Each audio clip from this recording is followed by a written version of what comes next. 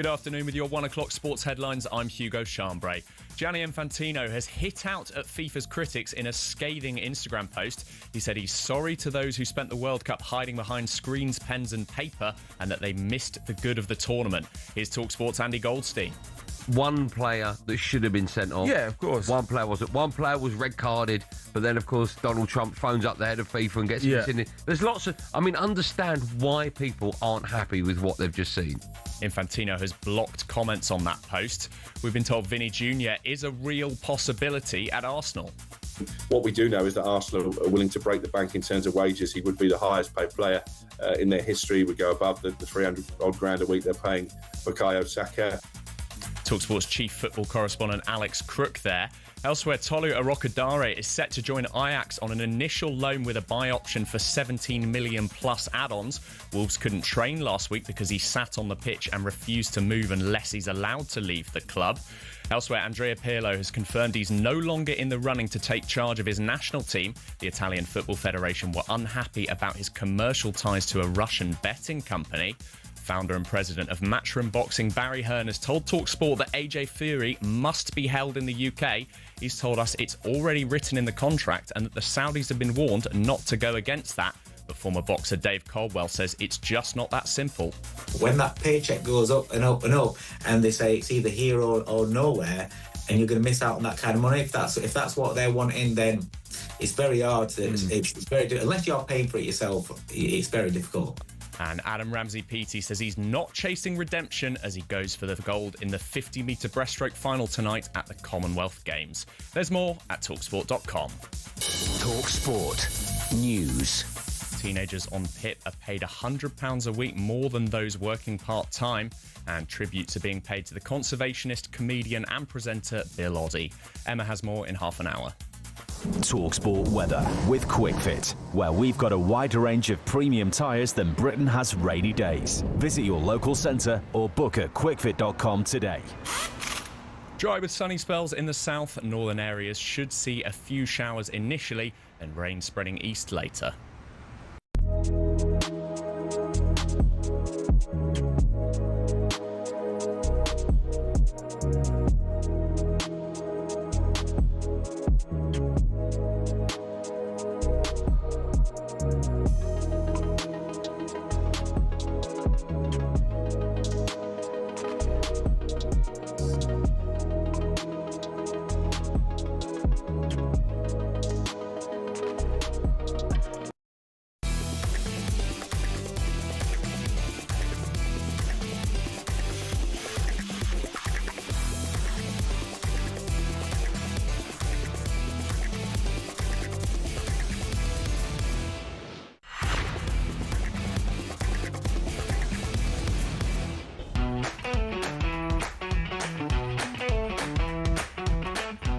Yes, good afternoon. You're listening to Jonny Owen and Sean Dyche on talkSPORT. Coming up on the show today, we'll be discussing Gianni Infantino's very interesting statement, which is everywhere at the moment, defending the World Cup.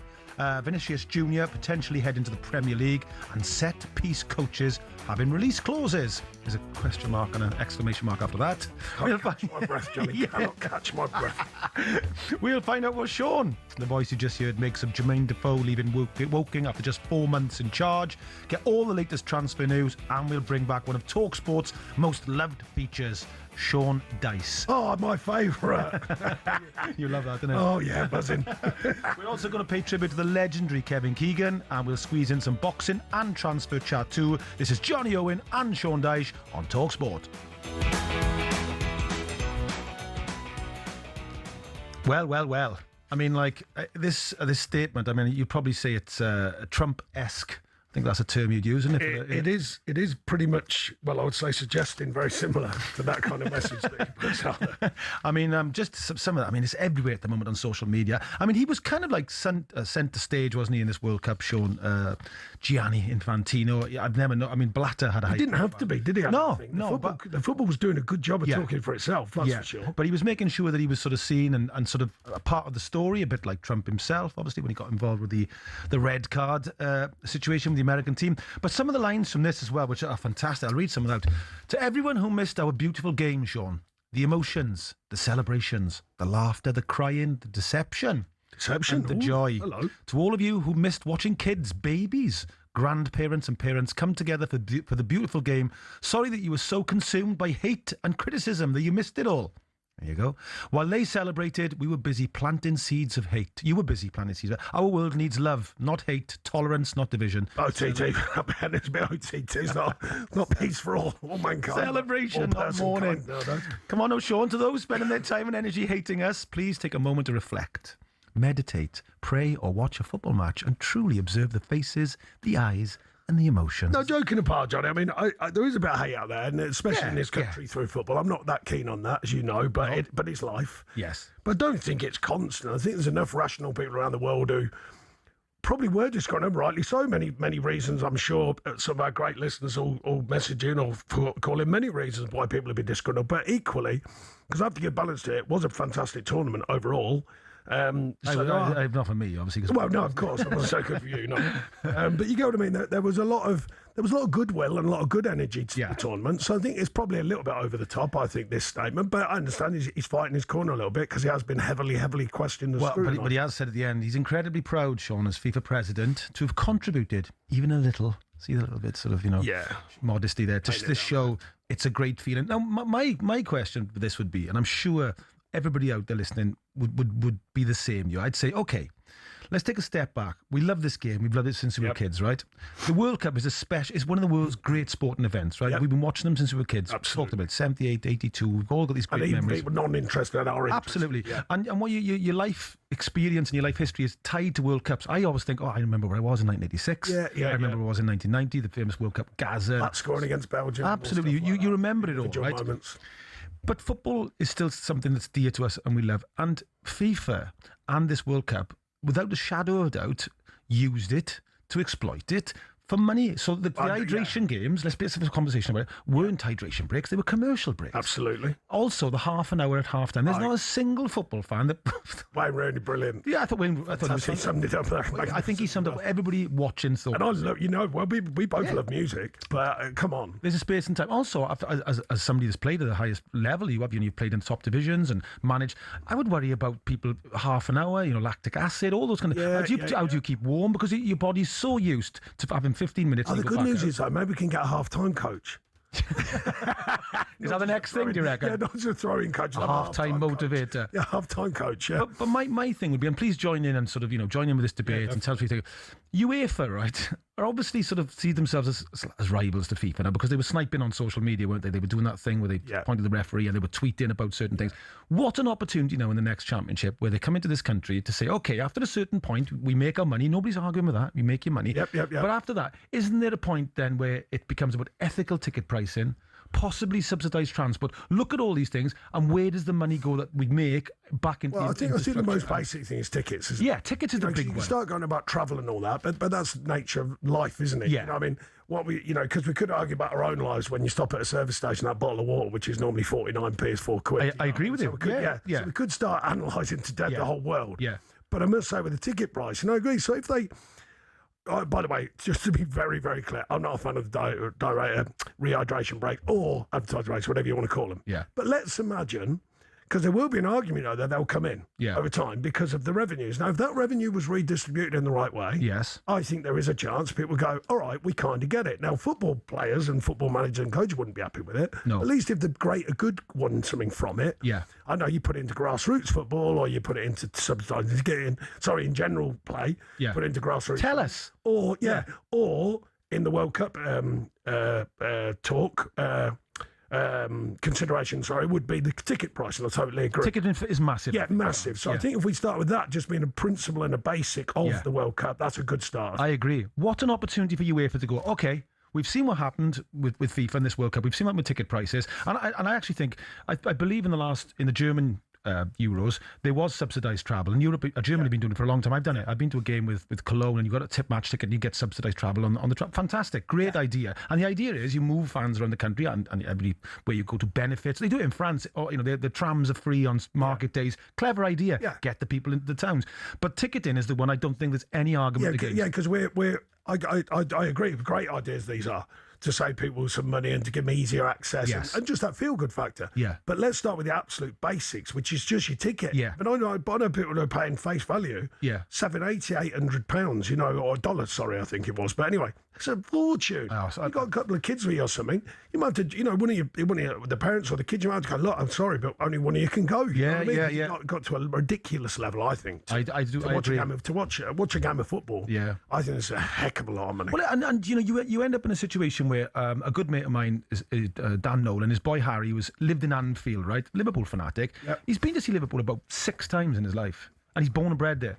Because it's so difficult to get tickets. I get it, and there's a thing about this, Manchester United is another club like this where you worry about the local community being able... Now, in the 70s, right, when we grew up, we had the Cop and the Stretford End, that would have been full of kids from Salford and the areas. It was the kids' pen, and this is all football, and they were going, that's changing now. Families are... Absolutely. And the demographic is changing of football fans because they're getting older, because you've got a bit more money when you get older. And it's a concern, because you want kids watching football. Their argument would be, as always, and which I've got to be honest, you can't understand it. They go, but we've sold everyone. We've sold everyone. Oh, yeah, I know. So I know it's a bit of it's a tough one. It is. But there's got to be a moderation at that moderate level where they go, hang on, let's moderate this. Ethical. Ethical's a great word. But my point whether you sell it or not is not actually the point. Yeah. Is it available to all? All. And let's face it, in the history of football, particularly football, probably less so rugby, was the working class game. Yes, everyone could find a wall, get a ball, and stay cool. As I used to say, exactly. You know what I mean? Yeah, so everyone could do it. Yeah, so it was available. Now all of a sudden, it's sort of getting that elitist thing where it's only available to certain people in the community. And that's on this occasion the world community. Yeah. That's where it does get. And if you take a massive that question mark about what was a Saturday day for us, you as a player, me as a fan. If you take that Saturday from us, where you travel away, so you'd start in the morning sometimes, or you were home, and you'd meet your mates, you'd have a few pints. I'd be going to watch Kettering Town. Yeah, I'd go to watch Merthyr. But I'd be travelling. We'd watch a game. You'd see my brothers would be there, my friends would be there, my father. That was a whole culture and history. Absolutely. Now, if it becomes a problem where you can't go. Kettering and Merthyr are very interesting because we're going to talk about the financing of grassroots football, and we think it's really important because we grew up through watching non-league football. You know what I mean? But if you get to the point where Cardiff City were the other team we used to go and watch, right? I used to go. Now it's like different. My mate was telling me, you're given your seat. You don't stand by your mates anymore, which was a social thing. Have a bit of a natter, go to the game. Now you sit here, you go there, and that's the championship. By the time you get to the Premier League, it's getting more and more difficult for you to take a family, as you said, to go if you're 15 years of age, to buy whatever.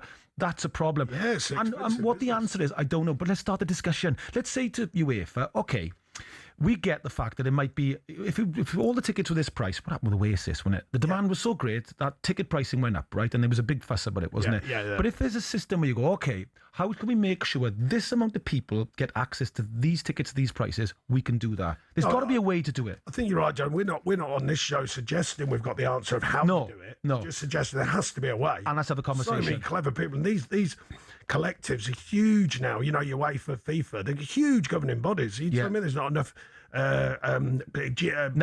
brainiacs in there to say, can just go, hang on, we can find a way of this being a lot better for the end product, that being the fans, first of all. Absolutely. Obviously, there's TV and all that, but let's just start with the fans and ticket price. Yeah, people want to watch the game. Let us know your thoughts. I'm sure there's loads of people out there who would have thought about this and sort of give us a... You're listening to Owen and Dyche on or Dyche and Owen on talkSPORT. You take the first name slot. You're not in Hollywood. I'm not the Lennon. Yeah. I don't feel mental now. You know what I mean?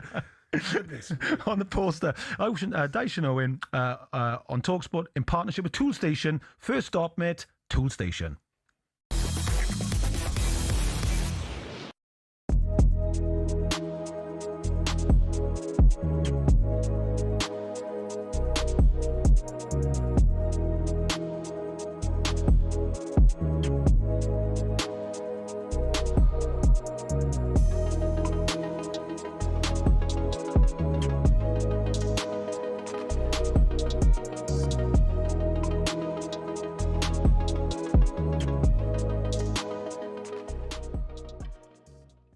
Vinicius Jr. I'll read this from the Telegraph Sport, their sports pull-out this morning. Dom King writes, Arsenal prepared to offer Brazilian forward Vini Jr. the biggest contract in the club's history as they plot to outline their soaring ambition. He currently commands a weekly salary, 400,000 euros a week at Madrid, but Arsenal would look to improve that to maximise their chances of pulling off an audacious coup. It kind of came out of nowhere, didn't it, boys? On Saturday afternoon, he's got a year left on his deal at Real Madrid.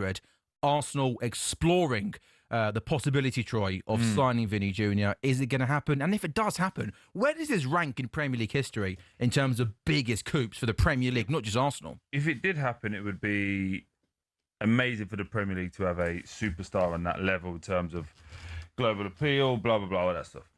I don't like it. Why? I don't like it. I don't think it suits the way that Arsenal play. I don't think his personality suits Arteta. What do you mean his personality? I think he's a massive diva in regard to like what he wants, what he needs. And I don't think he would buy into the collective. And now that would be something new for Arteta to have to deal with, right? Because he's all about the group. So how do you have Saka on one side, who's the captain, has done everything right, and then you bring in this guy and go, oh, by the way, everyone, give him the ball.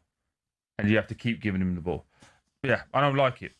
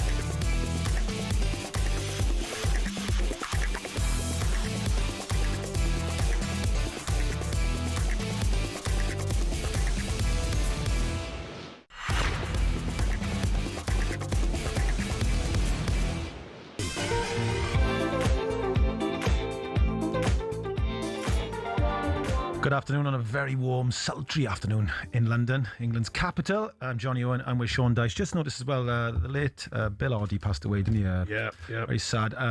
70s boys growing up, the goodies. It is brilliant. What a series. And also, I was in Wales for the World Cup final, and my buddy Ross Williams, I love his back garden, and he named every bird. He's really into the birds in the back garden. And I said, it's like sitting with Bill Oddie.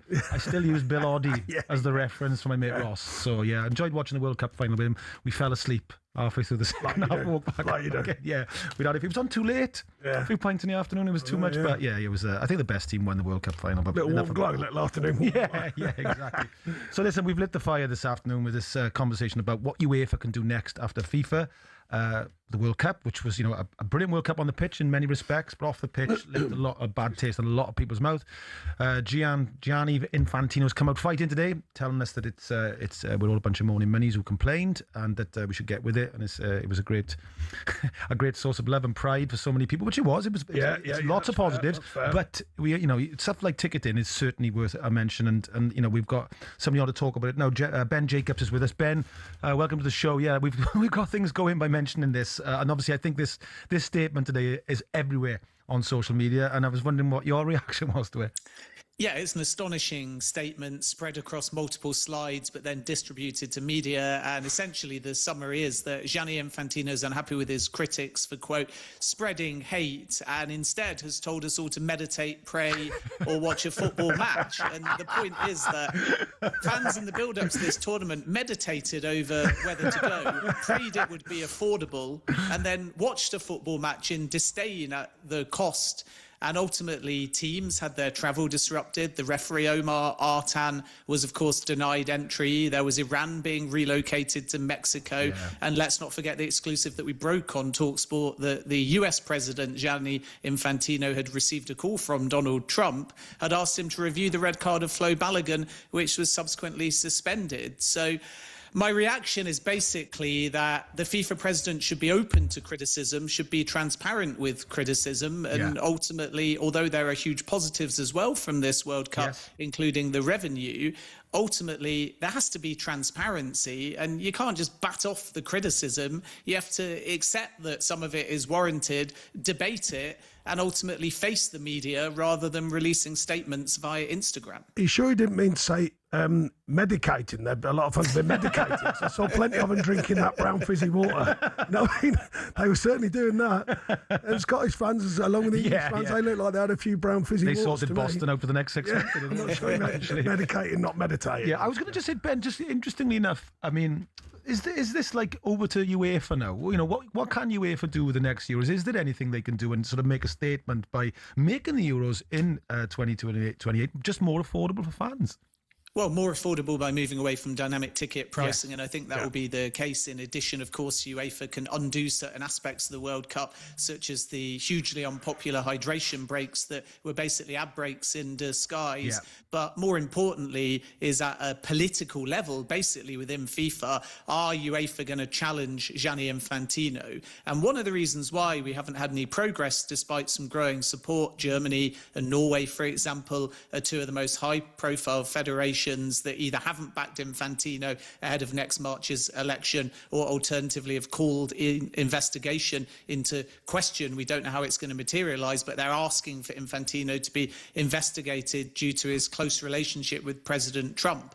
But in essence, UEFA have 55 members and it's one member, one vote. So even if every single UEFA member turned against Gianni Infantino, and many of them, like the English FA, have already sent a letter of backing, albeit before the World Cup, but if every single UEFA member said we're not voting for Gianni Infantino, he would still win by a landslide. And this is why I think the likes of Alexander Shefferin and Nasser Al-Khalifi may be the two most viable candidates that could glean support outside of just UEFA, are reticent to take him on head-to-head, because even with all of this criticism, it might be a losing battle. Why? Because the expanded World Cup sits well with many of the federations, and ultimately, as Infantino rightly has pointed out, the World Cup's made money, and when that's redistributed to all the member federations, they're still likely to vote for Gianni Infantino without any real debate. So if there is to be a candidate from UEFA that takes on Gianni Infantino,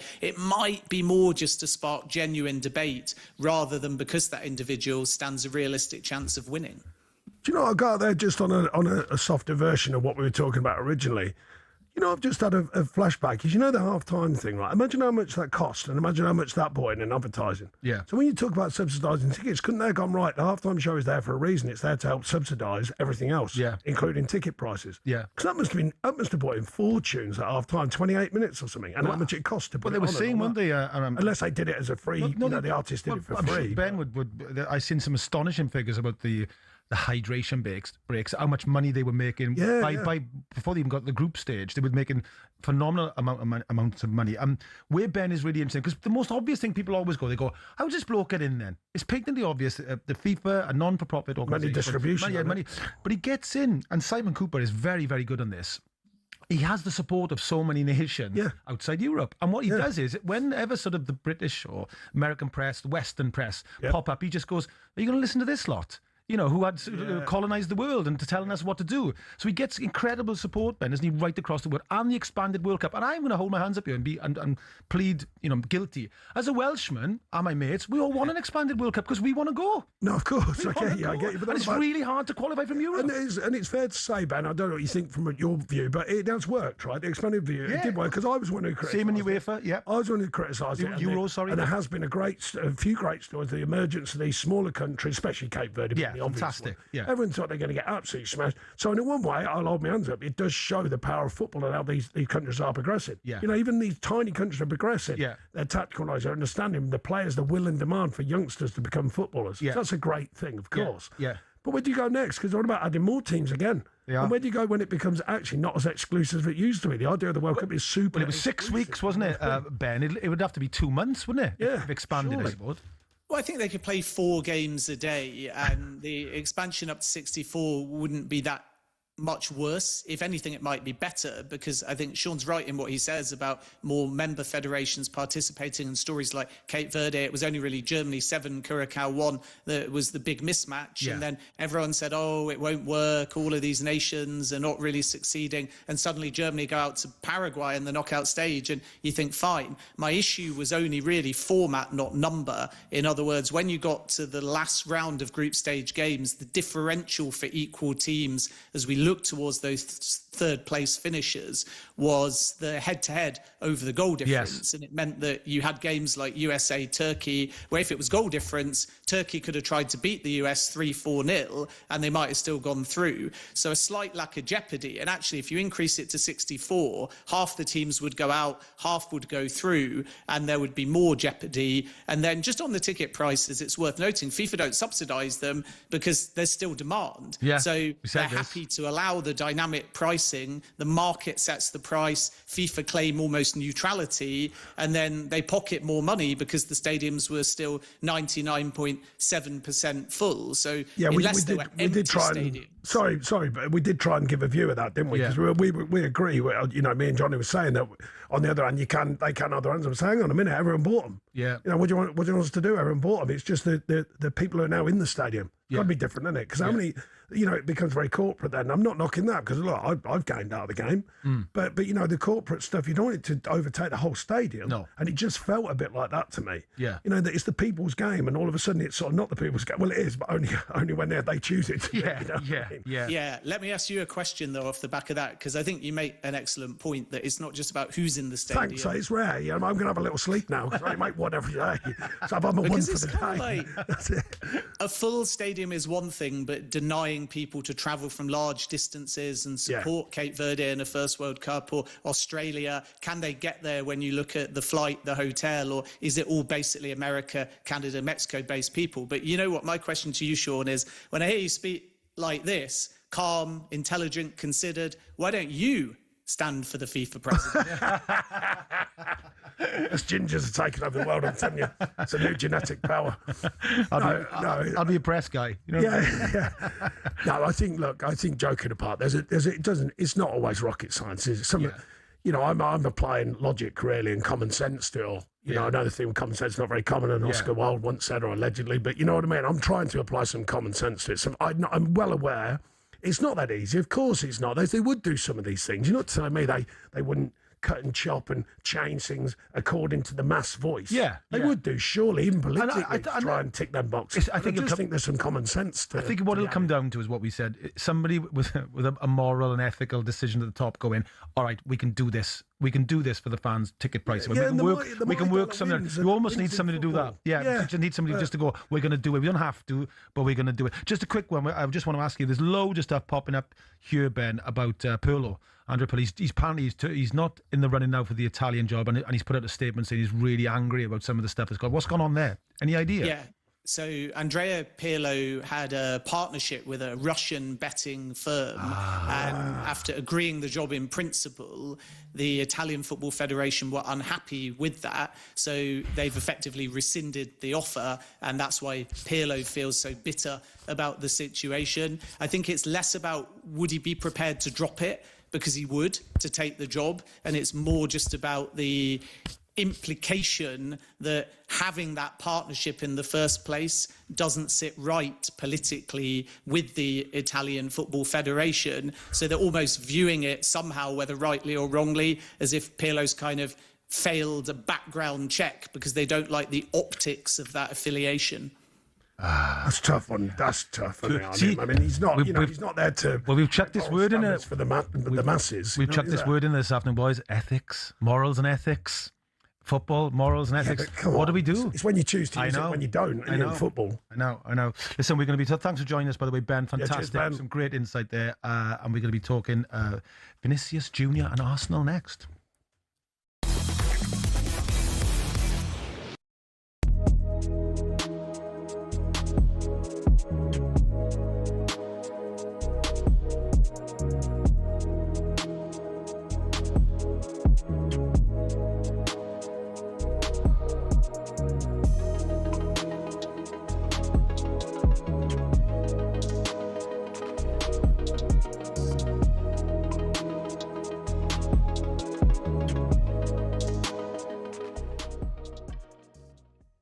it should be a case of will we buy him, not, more will he buy into our club's ethos and the family feel? You cannot upset the dressing room vibe for anyone, no matter their reputation or their credentials. So are you suggesting that if he comes to your club, he will upset the dressing room?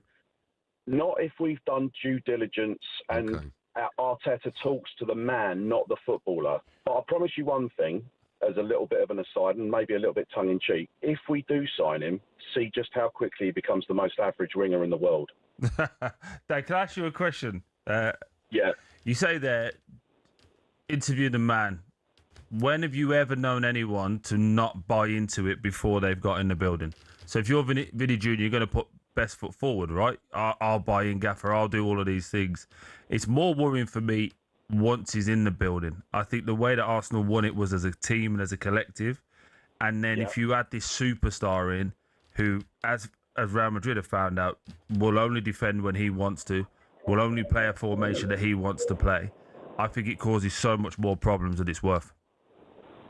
Yeah, but I think that Arteta and the powers that be are good enough to sniff that out. I think Arteta's already proven in the way that he dealt with Aubameyang and those big egos. He put the club first and he thought to himself, no. That's what Unai Emery couldn't do, and I don't think he's been able to do that at other clubs.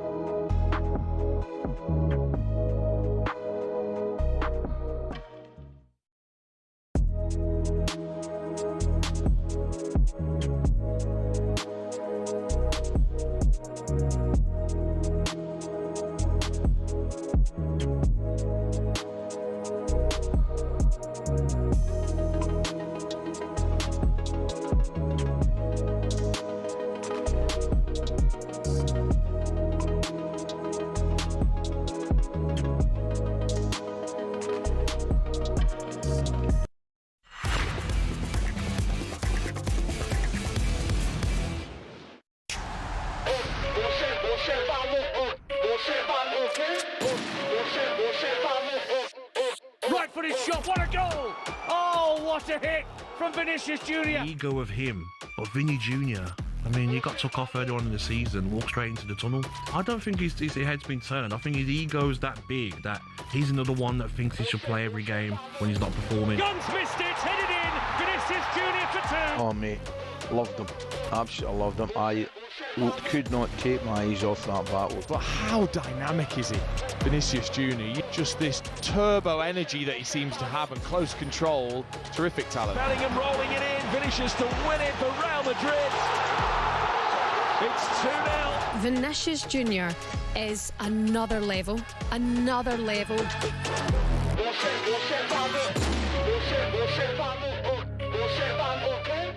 There we are, nicely done that one there.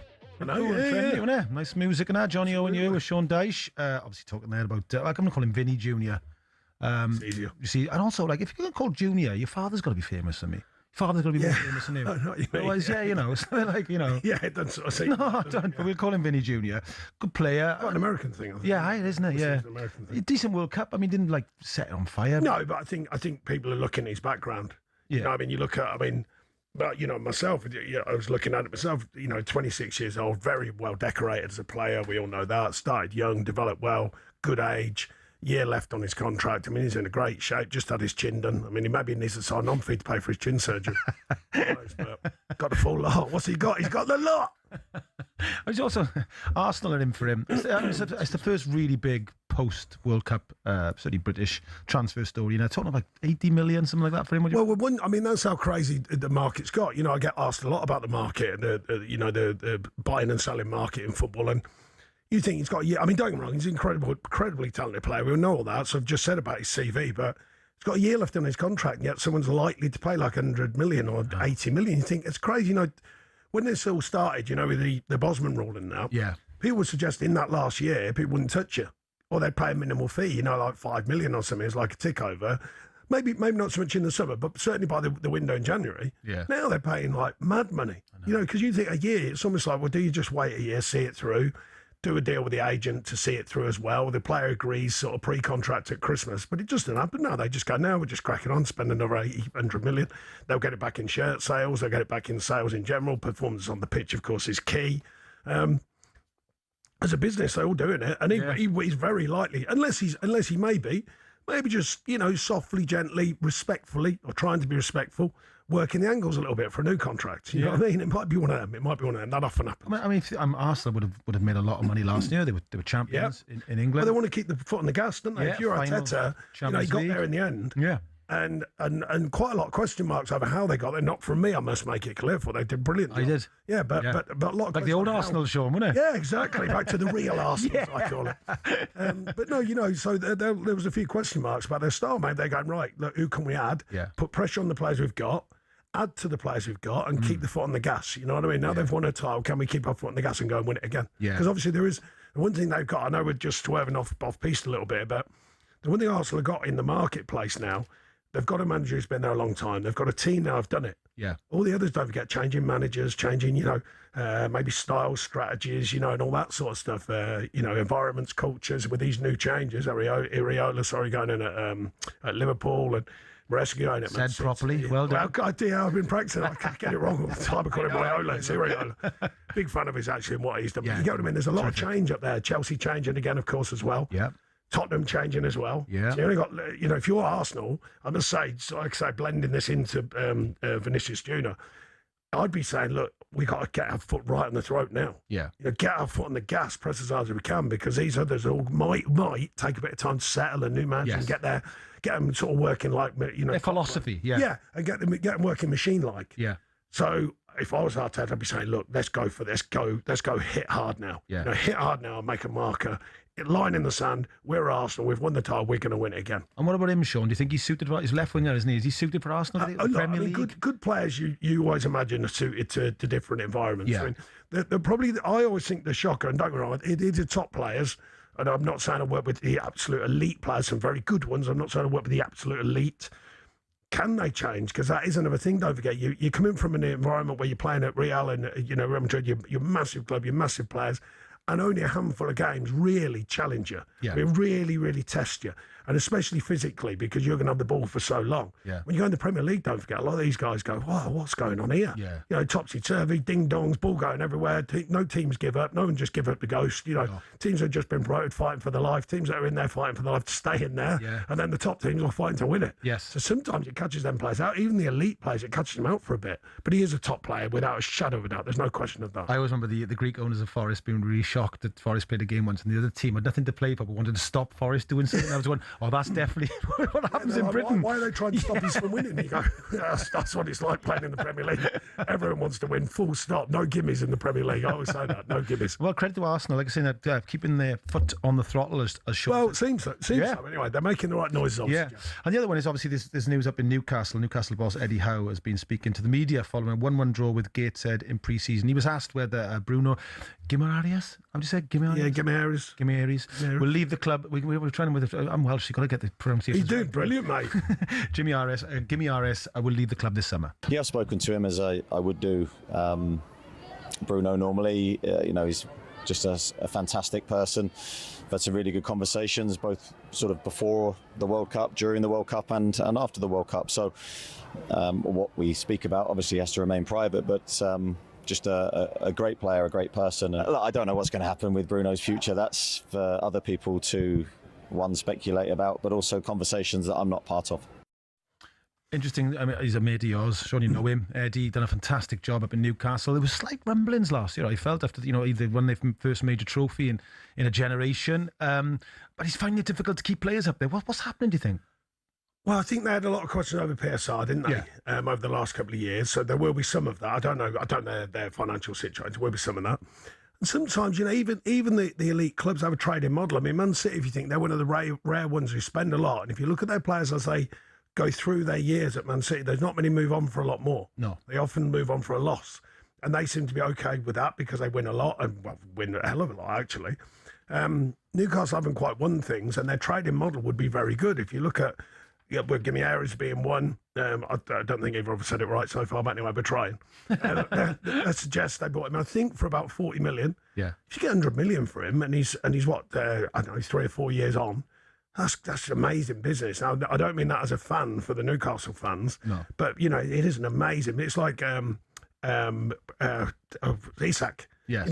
I've been forgetting about all the strangeness of the move. It's amazing money, you know what I mean? To pull someone in for 30, 35, 40 million and then get 100 for them, or 100 plus as it happens, So even some of these elite clubs and big clubs like Newcastle, they have a model, they have a trading model, and eventually they go, look, these numbers are too big for us. We have to sell. Yeah. Do you know what I mean? Because it just doesn't make sense to not to. Yeah, but like Forest with Anderson, I suppose, isn't it? I mean, Anderson, how could you not sell? I mean, look, by the way, I must make it clear. We know Mr. Marinakis is a billionaire. Yeah. Hands over billionaire. Yeah. But even him, he's going, hang on a minute, we've still got to run this club and like a business and make the numbers work as well. We all know about the PSR thing and all that sort of stuff. Yeah.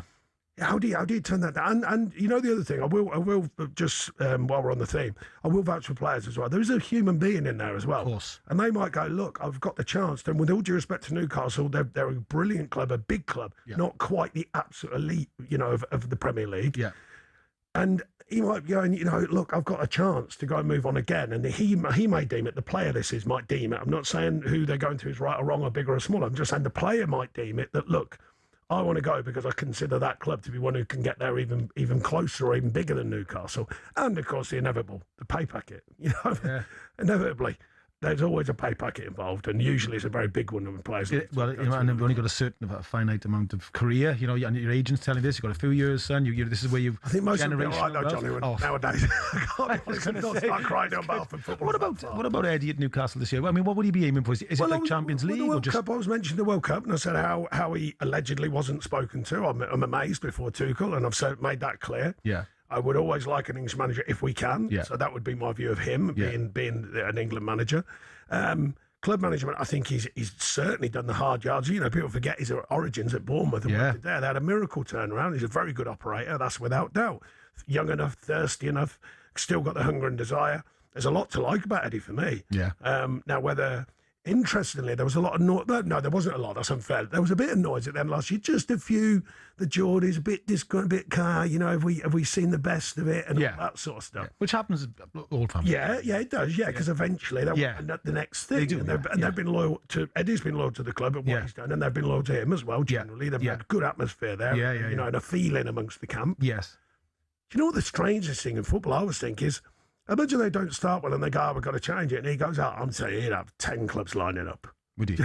I would think so. Yeah. You know, with his record and what he's done. And don't forget, he deserves his share of credit for developing these players. Yeah, yeah. Do you know what I mean? If you, point. you know, I mean, you do have natural development for the player. You do have the market development, which is no one's, you know, it's not up to anyone. The market gets higher. That's nothing to do with you, whether it does. But there has been clear development in these players as well. Yeah. You know, from a coaching and a management point of view. Yes. So I think there's a healthy mix. I think there'd be a queue for Eddie Howe if they do change it. I must make it clear if. Yeah, yeah. Certainly for me, he'd be staying at Newcastle if I was the ownership there. Yeah, yeah, yeah. I mean, if they start well, then it quells everything. As you've always told me, it's results, isn't it? Yeah, and it's the way football is now. It's so instant. You know, everyone wants instant hits. He has been given time, but he has delivered on the whole. Yeah, yeah. Oh, brilliant. Listen, you're listening to Owen and Dyche, or Dyche and Owen with Smile. Thank you. On talkSPORT in partnership with two Get stations. my agent like that. It's made my name up in lights, Jonathan.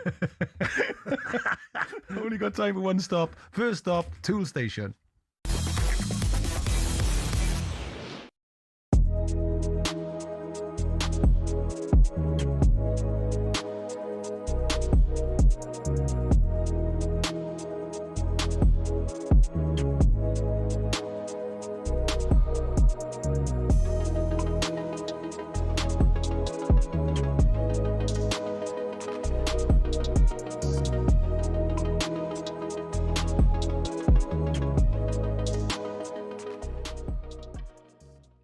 You get the big money coming in from the Middle Eastern state. It comes in and you think to yourself, this is us now. Yeah. We're rocking and rolling. We're going to be spending this. It hasn't happened that way. Well, it can't happen like that because obviously because of the financial rules connected They put to a cap football. on it at the wrong time for them. Right. So they've got handcuffs. They've got all this dough, but they've got handcuffs and they can't do X, Y, and Z.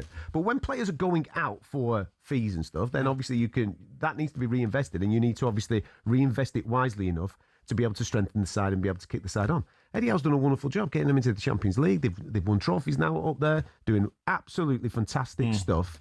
Do you believe that there will be a point, maybe even now, maybe even it's before the season starts, is there a point now where he's thinking to himself, hang on a minute, this ain't for me, I'm going in a different direction? Yeah, but because look, what players can they attract now? What players can they attract? You look at it, can they attract because they got the money, could they attract Diomande? Probably not. Could they attract even could they attract Rashford from Man United? Could they attract him? Do you know what I mean? Could they even attract Trossard? Do you know what I mean? Like, couldn't they attract top players to go up to Newcastle and buy into what they're doing and say we're going places? I don't think Newcastle are going places. I think they've hit a ceiling because they can't get any better right now because there's that cap that's been over it. The others that got through, Man City, Arsenal, they're doing their.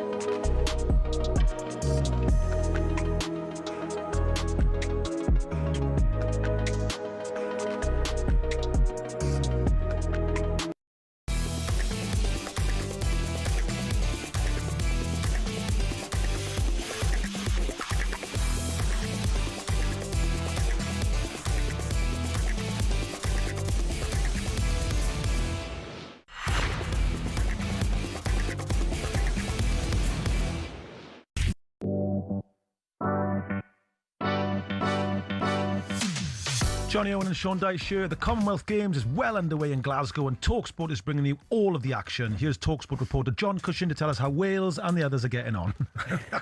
Well, yeah, it's good news for Wales, actually, Johnny, because Orlando Holly Satome, the 2025 European bronze medalist in the light middleweight, has beaten England's Paddy Hewitt in the boxing over at the SEC Centre this lunchtime. His twin brother, Will Hewitt, in the lightweight, also beaten, unfortunately. So not a good day for the Hewitt family, but better news for Wales in the boxing. Nick Devlin and Owen Harris Allen, also from Wales. He won a bronze 4 years ago in Birmingham, will face each other in the quarterfinals later on this week in the the lightweights after their wins this morning. I am trying to keep I've got more Welsh news for you in the athletics. So I'm here at the Scotstoun Stadium at the moment. Jeremiah Azu from Wales safely into the semi-finals of the men's 100 metres, so that looked good.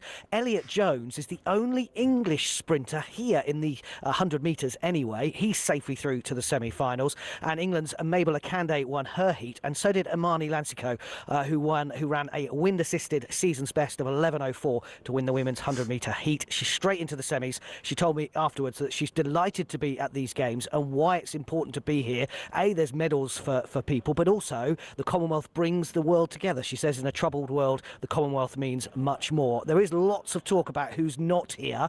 World and Olympic champion Cameron Rogers is here, and she's safely into the women's hammer final tomorrow as well. England's Charlotte Payne made it too. We will, by the way, have more Welsh news for you in the swimming. I will bring you details on that a little later on. If you are fancy being here, there are tickets still available. Check out glasgow2026.com. This is the Commonwealth Games, and it's live across the talkSPORT network.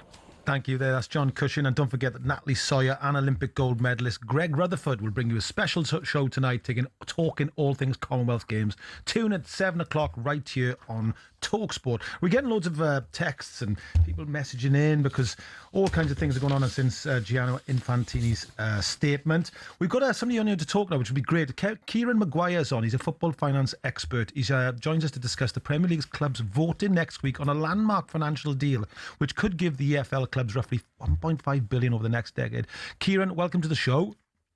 Thank you very much. I'm a big supporter of this. We've touched on this earlier on, me and Sean. We come up through watching non-league, Kettering and Merthyr Town, and I'm a big supporter of clubs through the EFL. The Premier League's very important, of course. It's the money generator. But talk us through this then, Kieran, what it could mean. Well, it looks as if it's going to be funded through sort of a couple of sources. First of all, the levy, which arises on domestic transfers. That's going to go up from 4% to 6%. So if you're signing a £100 million player, that's an extra £2 million which goes into the pot. Secondly, it looks as if parachute payments are going to be scaled down. I think that will please the EFL because they feel that ideally they'd like them abolished, but I think they acknowledge that they do serve a useful purpose. So you put those sums together, plus the fact that the Premier League is very successful. I think it's going to go through the £7 billion barrier for the first time in season 25-26. So all of that is more money coming into the game. The regulator doesn't want to get involved. So this is an opportunity for the Premier League to show that it can negotiate with the EFL. But first of all, it has to go for a vote of Premier League clubs. And then we've got to see what the response of the EFL is. Mark Kleiman did a really good summary of this. Certainly the noises coming out of the EFL aren't that positive, but it certainly does look like a step forward, even though it might need further negotiating and sort of tapering off at some point. Hi, Kieran. Obviously, I've been on both sides of it. I've been in the Championship, well, as a player, but mainly as a manager. I'm managing in the Championship.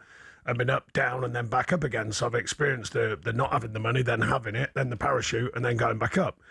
I do understand both arguments, having done so, because the Premier League being the power hand of football, well, certainly arguably in Europe, if not the world, then I understand they're saying, hang on, we're looking after our product, and we're already drip feeding down, finance to other areas of football and grassroots and many other concerns. I totally agree with the levy. I think that's a really good idea. Maybe they could even squeeze a bit more on top of that.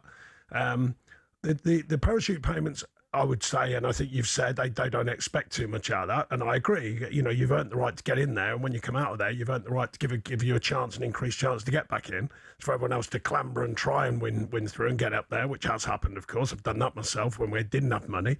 The EFL, I do understand their point though, because they're going, hang on, you're talking like you've just mentioned there, $7 billion. If it breaks the $7 billion mark, that's huge, huge, huge. I mean, in my time in the Premier League, it went from sort of two odd billion. Now it's at 7. So then, for the greater good of football, this says, you go, well, why isn't it dripping down, and how far can it drip down? How far can it go? Because if you want to go on to support the country's football, not only as a club, but also the national side, then the lower levels, if they're increased in their productivity, their power, and their competitiveness, then you're going to get better players. It's going to create better players. Yeah. Now, I know that's not the Premier League's concern. They're not saying, well, we want England to win the World Cup, but obviously I would like that. So therefore I'm going, well, hang on, we need money to drip further down the chain for me to make the whole of football more competitive and therefore increase the way players are maturing and getting more competitive football at a higher level to become the best they can be. So the whole game can change and get better. And I think this is the point, Kevin. This would be the argument against it, which you could maybe advise us on, is it's fine saying we need to give more money down to the EFL clubs, but how is that money distributed into the game? Because there's no point giving it to an owner who's got an idea of taking over League One and he spends all the money and suddenly he's overblown the budget. I suppose it's working out how they spend that money, isn't it?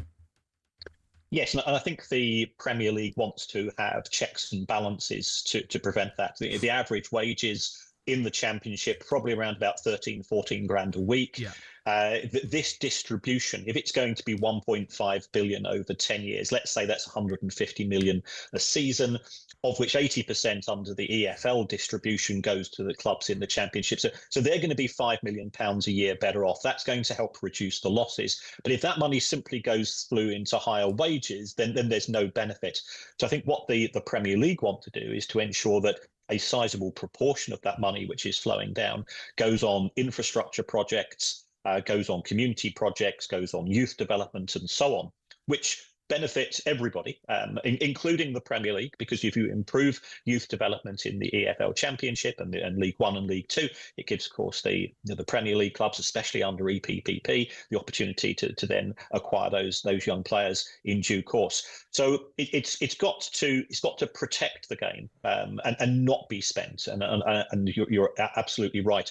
The losses are weird in football, in the sense that in the Championship, on average, you're losing 400 grand a week. In League One, it's now over 100 grand a week. And we're relying on owners to plug those gaps. The money's got to be spent sensibly.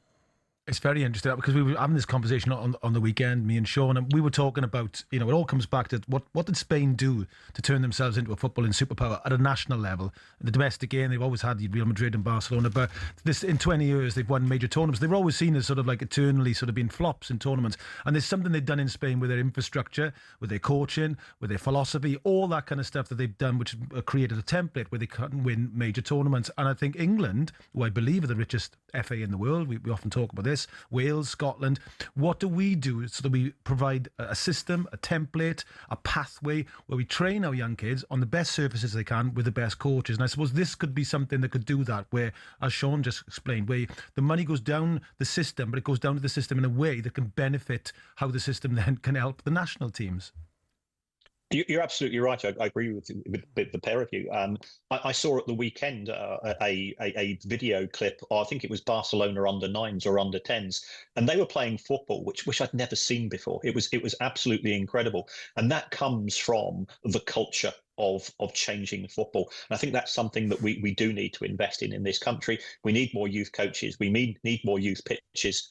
And so on. And if that can come via the academy systems which have set up in lower league football, I think that's even better, because it means that the talent isn't concentrated in just the big cities and the big towns which have got present Premier League clubs, but it's allowed to demonstrate all over the country and to give these kids opportunities. So I'm the same as Sean. I want England to win the World Cup in my lifetime.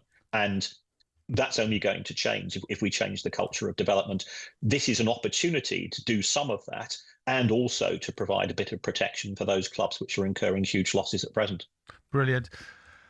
Kieran, thanks so much for joining us. And you'd be amazed how many people are sort of piling in about this and have got their views. It's obviously something people very strongly about. Thanks very much for joining us. Kieran, thanks. Yeah, we'll keep talking about this during the show. Also, we've got Sean Dyche coming up, which I think people will be really looking Buzz in! Stay with us.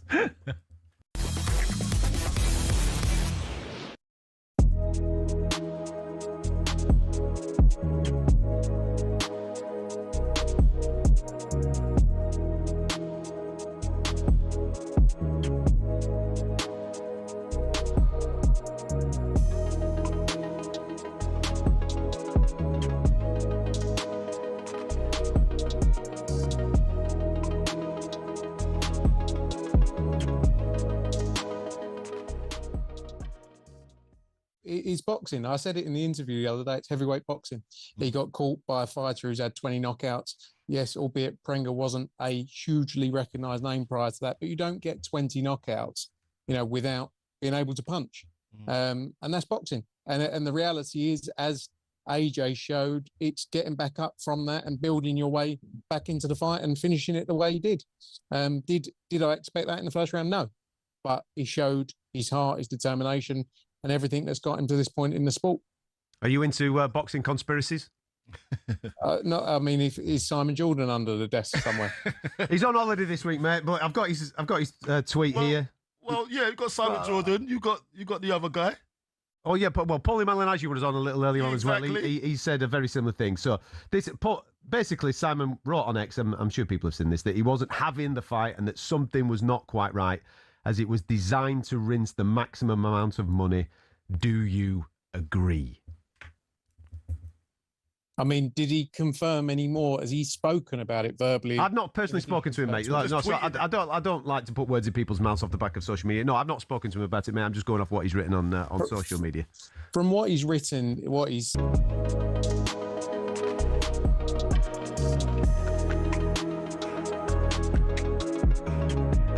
Talk Sport.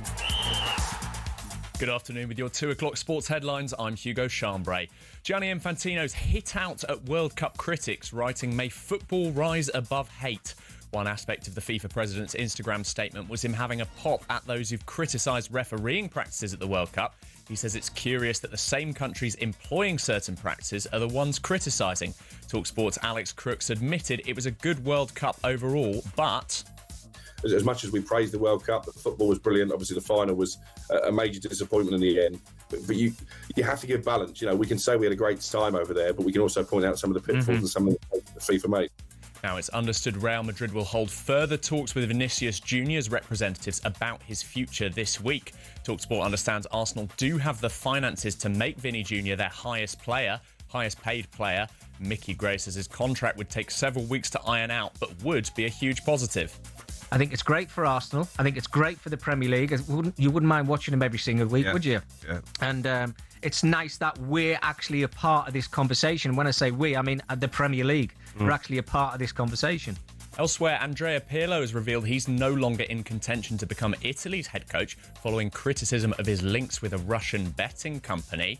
Founder and president of Matchroom Boxing, Barry Hearns, told talkSPORT that AJ Fury must be held here. We want that fight in the UK, and they're going to have to come up with a very good reason. And I'm not saying it's impossible to change, because everything's possible. But as it stands, we have told them directly this fight is in the UK. That's despite reports today that it could take place in New York. And England's Luke Whitehouse has won floor gymnastics gold at the Commonwealth Games. There's more at talksport.com. talkSPORT News. Firefighters race to contain wildfires in Europe before a new heatwave arrives.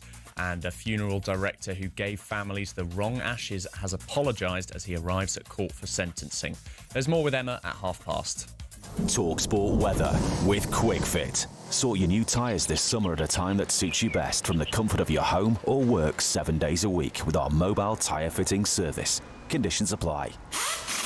Heat health alerts for much of England have been upgraded to amber as the 4th heat wave of the year approaches.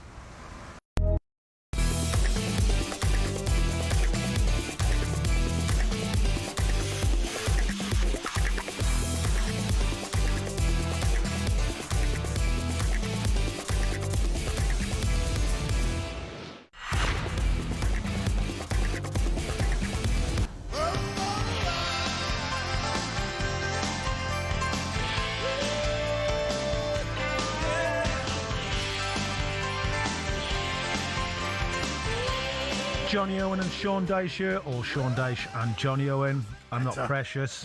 I'm not going to have a hissy fit. It's just coming up to 4 minutes past 2 on a boiling hot day. Another heat wave coming in London. Oh, son. We're going to do Sean Dyche now. This is very popular, this is actually. It's where we roll a dice. I'm amazed. It's very popular with me. And we ask I just got to say, though, we've had so many amazing texts and emails. Just people going like, what's going on, offering ideas. But I love this one from James in Birmingham. I think he's messaging from a manor house, maybe, or a castle. There is a plus side of high ticket prices and recognised seats. It prices out bad behaviour. The idiots can't justify the cost, and families get to enjoy a much more positive atmosphere. Okay. There we are, James. Well done. Rather. Keep the peasants out, I say. Let them eat cake. Like cabbages. No, he's got a point, actually. No, I know. I know he's only Josh. Yeah. Only Josh. Only Josh and James. So we're going to read more of them out later on, but we're going to go with the dice now, which is a virtually rolled dice. But I swear to God now, it's true. It is a dice, and there will be a number. You can see it on the screen. Number 4. Top 3 pints. Here we are. This is going to go viral. Here we go. Brilliant, isn't it? So your top 4, there is your top 3 pints. Top Pints. Oh, pints. Yes. Oh, this is it's a tough one because, I love vitamin G. I like vitamin G. I like vitamin G. That being Guinness for our listeners who didn't get the vitamin G thing. But as you know, I'm a bit of a lager fan, really, as well. Yeah. So it depends what mood. But an extra cold pint of vitamin G has to be in there. Oh, we should give Foster's a shout out, Sean. Foster's marvellous. No, actually, funny enough. We say a nice drinking lager. Yeah. Joking apart. Foster's, cooking lager. Cooking lager, yeah. No, because it's an easy drink. It's a hot day drink, an easy drink. It's not, you're not going to get out mangled and all that. You're just nice, steady, easy drink. So that's fair. That's really fair. I like I like a Carling. Yeah, that's what I mean. They're good, easy. People are snobby about it, easy isn't they? drinks. Yeah, no, I'm not snobby about it. Not me. But it depends what you're going for as well. See, I'm getting involved in. You mentioned alcohol. He's all in. No, you mentioned lager, yeah. I'm detailing down, Johnny. No, because there's some with a bite in it. Yeah. Like, say, like a nice Moray, San Miguel and all that sort of stuff. Yeah. And then there's an easy drinking lager. Like, you say, like a Foster's is a great pint. It's a nice, easy drinking lager. Yeah. And then you got vitamin G, which is kind of just a mood thing for me. So I don't think I can do an actual 3. I know, in fact, you know what lager I'm going to put my name to? There's 2, side by side. Kingfisher and Cobra. Oh, there we go. I love a Kingfisher and a Cobra. I know it's always with a curry or virtually. But that's when it's best, isn't it? I don't know whether here's one for you because it's such a really nice pint, and I think it is it's best with the food. But I wonder, you don't see many pubs. Maybe some of our listeners know some pubs, but with actual them on draft. Do you know what I mean? Which is interesting. I've seen them in the restaurant. I've seen it. I've seen Cobra in a boozer. Yeah. Ah. Oh no! Okay. No, in a restaurant, you're right. No, that's what I mean. I haven't seen many. Sometimes you get, the modern Indian restaurants have a bar like an Indian bar and a restaurant. Yeah. But I haven't seen it en masse in pubs and all that. So if I stuck my neck on a lager, it'd be that. But not really an order. I think there's so many good ones out there. I'm not playing the game. I mean it sincerely. There's so many good ones out there now that you if you're going to a free house, you got a choice. There's that many good. The thing with the vitamin G as well, why it's so good now, is it's chilled as well, so you can have it on a hot day. We made a joke of that on my socials. Someone come back and said in Scotland had vitamin T for tenants. That did make me laugh. Very good. Well, that was brilliant. Vitamin G. Well, we've got to hand over the copyright of vitamin G was our mate Ozzy, who we'll probably see later. Yeah, go on, Oz. He christened it vitamin G. And he certainly has a few. And he's an expert in vitamin G. He certainly is. Okay, let's roll the dice. Number 1. Top 3 festival headliners. I know this. I mean, these are nearly impossible questions because festivals have such a different vibe, and such a different feel. Because I've got to say it because they're my mates and they're brilliant. Yeah.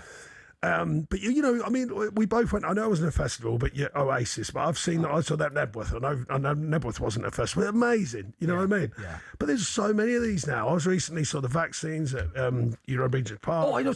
You remember the hives? You said before. The hives. Imagine this, right? First time at Glastonbury for me, it's boiling hot. It's the first day when the gig starts. The first couple of days are like DJ things and some little gigs. The Hives play, right, first slot.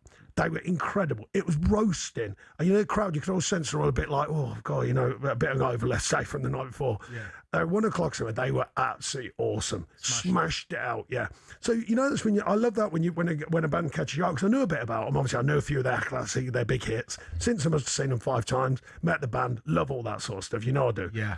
But there's that many festival bands, that can knock out absolute bangers. And like I say, some just surprise you. Yeah. When like Rick Astley's brilliant at a festival because he's funny. He's the right vibe. And not only is he really good at what he does, and he can throw his hand at the Smiths. And for anyone who's never seen it, you've got to Google Rick Astley with Dave Grohl, and they do the Foo Fighters playing with Rick Astley, and the theme of the background music of Never Gonna Give You Up. Yeah. Sorry, the words of Never Gonna Give You Up against the background music of Smells Like Teen Spirit, right? And it works, and it's brilliant.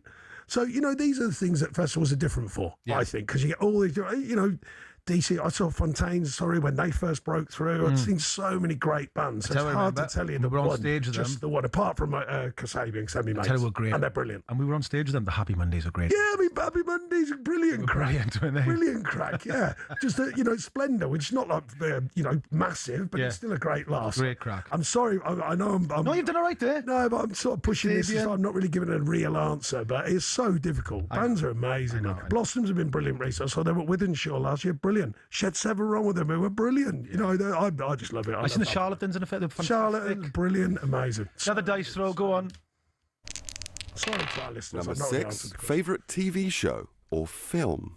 Oh, I don't really do much on TV sort of stuff. TV show. Does that mean like a series? Be anything. We're way back to The Sopranos, right through the modern thing, whatever. Do you know what? I'm going to surprise people, I think, because when the backups had, when I was managing, I had to lay down for 4 days and I watched the whole of Game of Thrones. Yeah. From start to finish. That was brilliant, I must say. I wasn't into it at all, didn't fancy it. That was brilliant. I love The Gentleman. I love the film The Gentleman. Yeah. I love the series The Gentleman. The second one's coming out this September, I think. Nice. So I do keep me on stuff like that.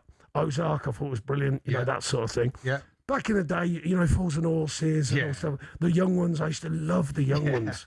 Brilliant. Hong Kong Phooey, I used to love Hong Kong Phooey. I mean, Hong Kong Phooey, do you know there was only 16 episodes of Hong Kong Phooey, but it felt like there was about 300. Did. Only 16 episodes. And his name's Pendry, not Henry. Pendry. Could he be the mild-mannered janitor? Yeah, exactly. Could be. Could be. So, I'm not really answering these questions very well. I'm just giving a feel. Some classics there. There's so many good series out now. I'll just rattle off. Mad Men was amazing. If anybody's ever seen it. Obviously, The Sopranos. I've got to be honest, Vic stuff's great as well, by the way. Yeah, Line of Duty. It'd be too obvious for me to throw that out. Yeah. But do you know what's brilliant at the moment out there, folks? Who want to get it? Is a series, is an Australian series called Mr. In Between. Fantastic. I've seen The Cross, the one about the cross. That's pretty heavy. That's pretty good. Yeah, I can't remember what it's called. Something about King's Cross, but King's Cross in Sydney. Yeah. That's good. That's good. Bit heavy, but it's good. Yeah, same as Mr. In Between. He's kind of like a Peaky Blinders. I mean, I forgot about that. How good is that? Yes. There's plenty. But your number one choice, Game of Thrones, is a great shout. I'm gonna have to go for Game of Thrones because it took me by surprise. I didn't fancy it at all, and it was brilliant. We'll talk about him later on because Damian Lewis, Band of Brothers, is a fantastic series. Of course, yeah. But you see what I mean? There's so many now. There's so many. Go on, we got time for one more. Number 2, Death Row Meal. Surprise! I know you're going to say Curry, without a shadow of a doubt. Curry, as many kingfishers or cobras they're going to allow me to drink.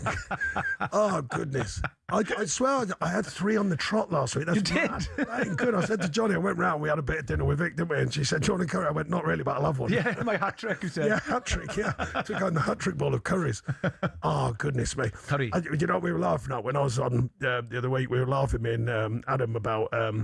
Jim Carner, right? There's this amazing. Well, everyone tells me it's brilliant in London, so I keep throwing it in because one day I'm sure someone's going to get me in there. I'll pay, by the way. It's just getting in. It's always booked, and you know me because my life's so random. I can never can't book it like 3 months in advance. No. I'm never going to know I'm going to be there. Yeah. But they reckon the food there is amazing. Right. But I love the ones around Nottingham. I do. Yeah. So many No Key and them. They do a great curry in Nottingham. They do. They do. Yeah. And there's so many good. I mean, London obviously there's loads. You know what I mean? So that's at least I've answered this one. You did with your 100% would be a curry and a pint. In all fairness, they're difficult things to answer. Do you know what I would have? I'd have a big English breakfast. Oh, that's a good joke. Not a Welsh breakfast. That's interesting. The only thing that's different with Welsh, you get a little bit of lava bread, which is. But I'd have the bacon. In Scotland, you have tatty scone. Yeah, tatty scone and square potato, square sausage. Square sausage. Yeah. Tatty scone. And you get white pudding in Ireland. You do, well. which white pudding in Scotland as well. Really good. Yeah.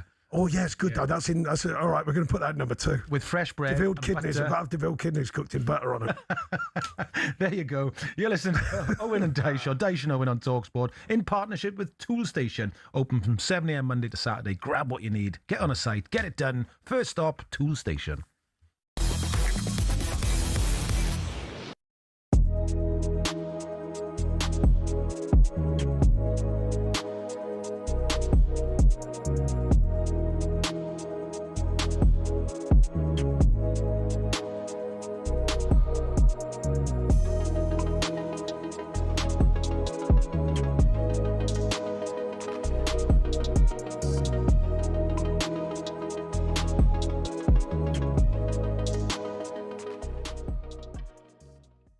don't know if you've seen Simon Jordan's tweets. We know Simon Jordan loves his boxing. He's very knowledgeable on boxing as well. But he wrote a tweet after the fight. A lot of people agreed with him as well. He said, "I'm not having that.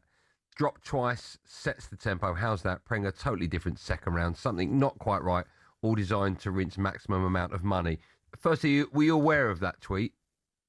Yes, I was, mate. I spoke to Simon about it after, actually. Okay, well, what did he say? What did you say? How did that conversation pan out? Well, so the conversation went like he said, like I said live on the live comms, the way that, so if you know as a fighter, it's instinctive.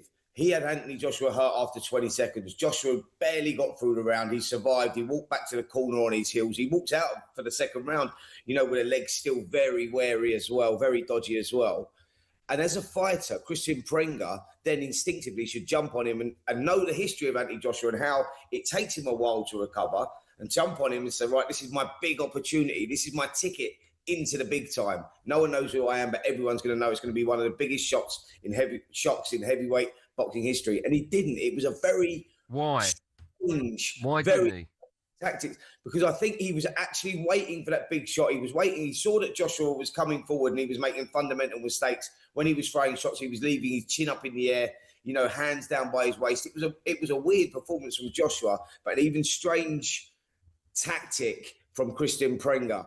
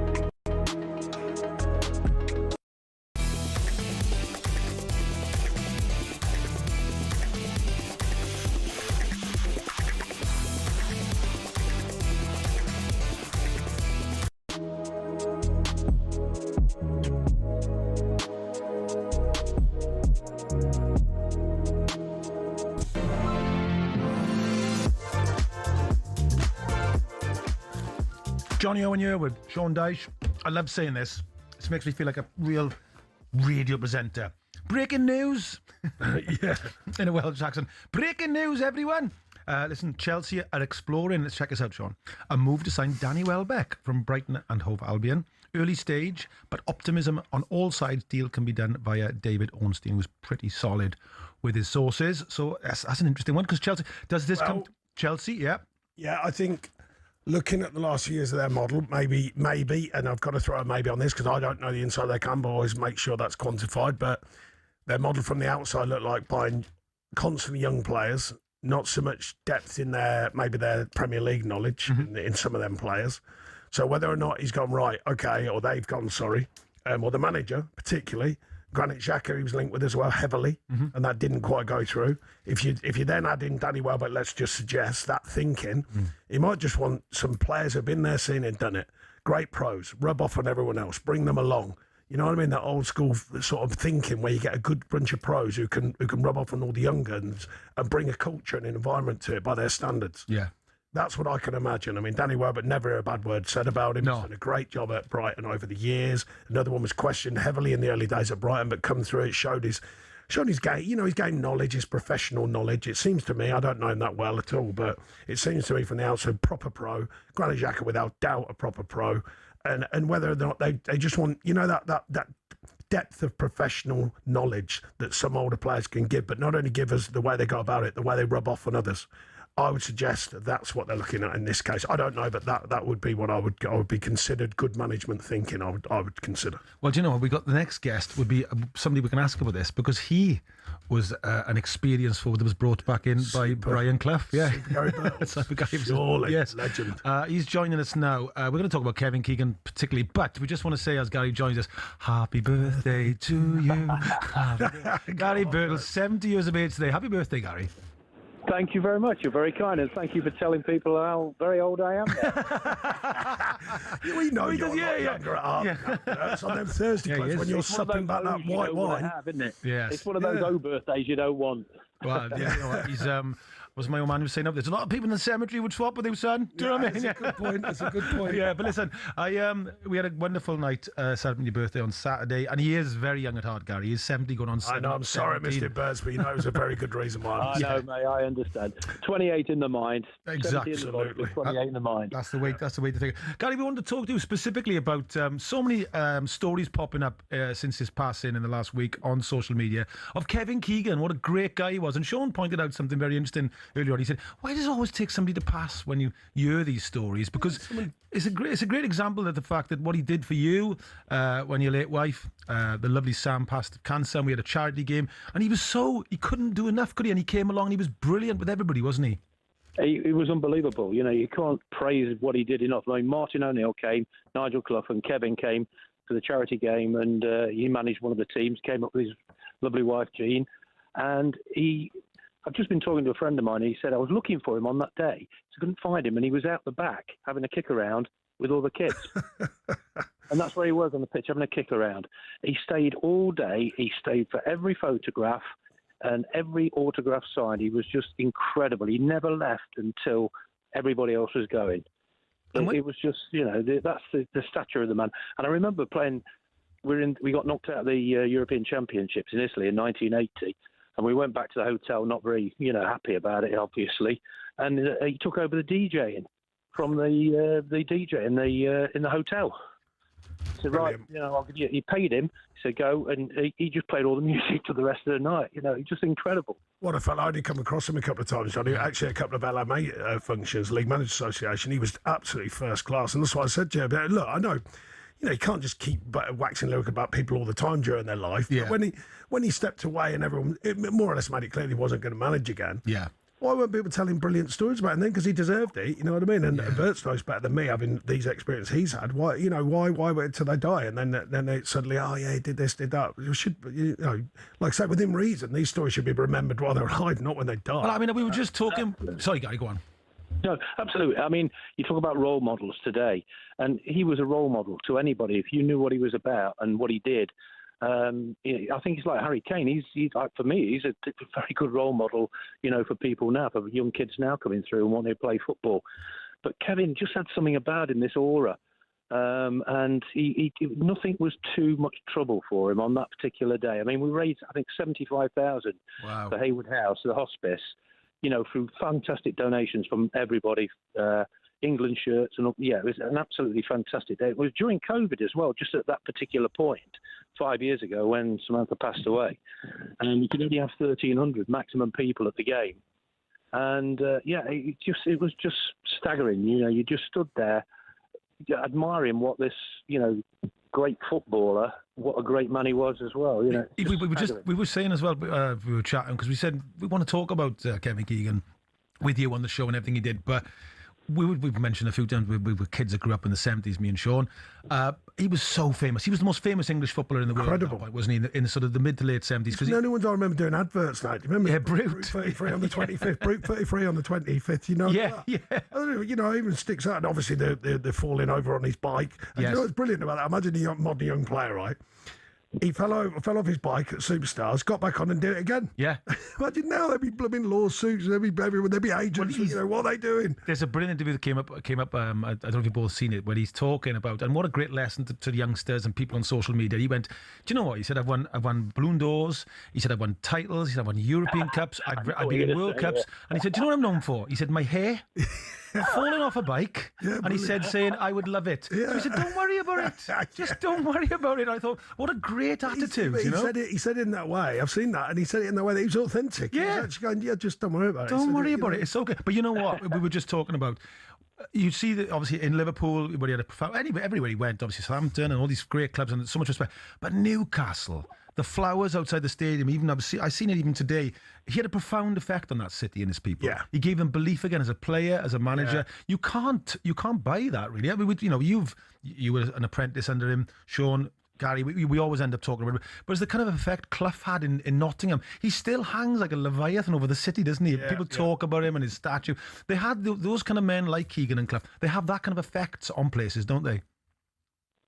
Oh, incredible! I mean, if you've played under the great Brian Clough, he was just an icon. He was one of those people. When you walked into a room, you saw him, and it was just, crikey, everybody's in awe of him. And I think that was the same with Kevin. He had that aura about him, and he was a great manager, a fantastic player. I mean, let's remember, we beat Hamburg in the European Cup final, and Kevin was playing, and he played for Liverpool, and obviously our relationship with Liverpool and our, is well known, and he still came and did that thing on the day for, Samantha's charity thing. Yes. So that shows the stature of the man. He could have turned and said, "Well, no, I'm not going to do that." But, I mean, he played for Forest and blah, blah, blah. They beat us in the European Cup final, but no. He was there, and he stayed right to the bitter end. Do you know what, Berts? We talk about this at the Thursday Club with the other lads, and one of my bugbears, because we've opened it many times, is the modern young player. You have to they won't stop for kids, waiting outside the trailer. Now I'm not. I must measure this wisely, because it's different. You're at Man City, right? You might have thousands. It's not so easy. Of course, yeah. When I was at other clubs, Forest, Burnley, and Everton, there'd be a few kids, and I'd always stop. I'm not giving it a bigger, but always stop and make sure everyone got what they needed. Yeah. And I see players just driving past me, and it drives me mad. Yeah. It drives me mad. Like I said, if there's thousands, I get it. It's not easy. And before and after games, you always get some twonk say something inappropriate. Yeah. Sometimes you think, look, I'm not going to stop because I'm just going to get battered. Good word, twonk. By the way. I know, but it's a word I used to when I'm going to say the wrong word. The radio-friendly word. Exactly. When I can feel that bad word, I think, right, use the word twonk. Sure, I'm 70 years of age now, and people still want to, photographs taken. They want autographs. Brilliant, mate. And it's an honour. You deserve it, Bert. You deserve it. Yeah, so I agree, mate. It's an honour. So don't push away. I used to find players who wouldn't turn up to sign shirts. I'm going, you were once that kid who wanted one of them shirts, so make sure it blooming well find you twonk. Yeah. Guys, I'm going to just ask you quickly. Listen, I have so much. I know Michael Socker, who's a big Derby fan, and Jack O'Connell. They messaged me, mate Angus. He says your shows are like walking through a Welsh forest. It's either Wales or Forest, and here I am again because you're on. But and it's kind of true. I'm sorry, Angus, but. And he's a Derby fan, obviously. But what do you think of Forest's chances this season and the managerial appointment was? What are your thoughts? Well, the manager, I like him. I like the way he goes about things. But it's been very quiet in the transfer market at the moment. You're not seeing much happening. And there's talk about Morgan Gibbs-White going now as well. Although somebody tells me he's bought a house in Nottingham, so I don't know if that's true or not. But yeah, you want to see people come in. Elliot Anderson obviously is going to be a big miss. You want to see players coming into your club. You want to see strikers. Well, personally, I do, because obviously they make the difference. Yeah, so it was a difficult season last season, but hopefully, we can just move forward, and we don't have to be in the top six. Just move forward a little bit, Yeah, just steady. Unfortunately for Berts, he's done that interview 4 times this year. I know. He's gone, guys, looking forward to this manager coming through. Yeah, it's really good. I like what he's doing. And they did that about me 3 months ago. You, Berts, you wait till I see. You're not getting me buying new wine again, I'm telling you. Hey, guys. Total there. I've seen his presence on Sunday. He's well stocked up. He's okay. Guys, just quickly before you go, the breaking news we had just now was Chelsea are exploring a move to sign Danny Welbeck, bringing some forward experience. Yeah, what's your thoughts on that? Is that a good move for Chelsea? How old is he now, Danny? I'm not sure. Got to be late 30s, isn't he? Yeah, somebody will tell me from the gallery now. I think he's mid to late. Looks super well. I saw him. He's still playing. Yeah, I saw him. 35, guys. 35. Right, yeah. Hey, there was talk of him going to the World Cup as well, wasn't it? Yeah. Because of his form for Brighton. So. Yeah. Don't knock it. Age is a number. Yeah. As I know now, I played till I was 36. Luckily, and why not? If he's scoring goals and he can come on, he may not play every game. Yeah. But if he's going to come on and make a difference, then, why not? But am I right in thinking this? I don't know you told me. I think I witnessed it. I'm sure I did. Did you not play towards the end at Notts County or somewhere? Grimsby, centre half. Sorry, Grimsby, centre back. Sorry, Grimsby, centre back. Yeah, I thought you did. Yeah, Yeah, I played with Paul Futcher. We were That's right. We had Steve Shield in goal, who used to be Paul obviously. Futcher, he was a good player, Paul Futcher. Yeah, I remember that. He That's could pass superb, it. yeah. Yeah. It was great. I mean, we got 2 automatic promotions at Grimsby, so what a way to end my career. Never had a promotion before. And the young lads who were there, it was fantastic to watch. He's still a legend. I got a mate who was a Grimsby fan. He always says Gary Birtle's Grimsby legend. He won some European Cups before. He's like, no, it took us up twice. Yeah, it was an Indian summer for you guys, wasn't it? Alan Buckley, what a manager he was. Yeah, I mean, I went ex-Kettering Town manager, him. Ex-Kettering Town, he was. I went up for a talk with him. We sat in one of the boxes there, and I said, he said, what do you think? I said, well, what formation do you play? He said, 4-4-2. I said, give me a pen, I'll sign now. He said, I've not offered you anything yet. I said, how much? And he said, 300 quid. 300 quid a week. I said, give me the pen, I'll sign now. And I had the best 2 years, at the end of my career I could have had. It was absolutely brilliant. Oh, that's lovely. Gary, thanks for joining us, mate. Happy birthday. Enjoy the day. Yeah, enjoy your birthday, mate. And we'll see you Thursday. Look forward to it. Thanks, Gary. Thanks, Gary Birtles there, very sprightly, 70 years of age. Stay with us. We're going to be talking much more. We're getting so many texts and messages about all the FIFA and the restructuring of the English FA. I want to ask you a question about that, so stay with us. It's Jonny Owen and Sean Dyche.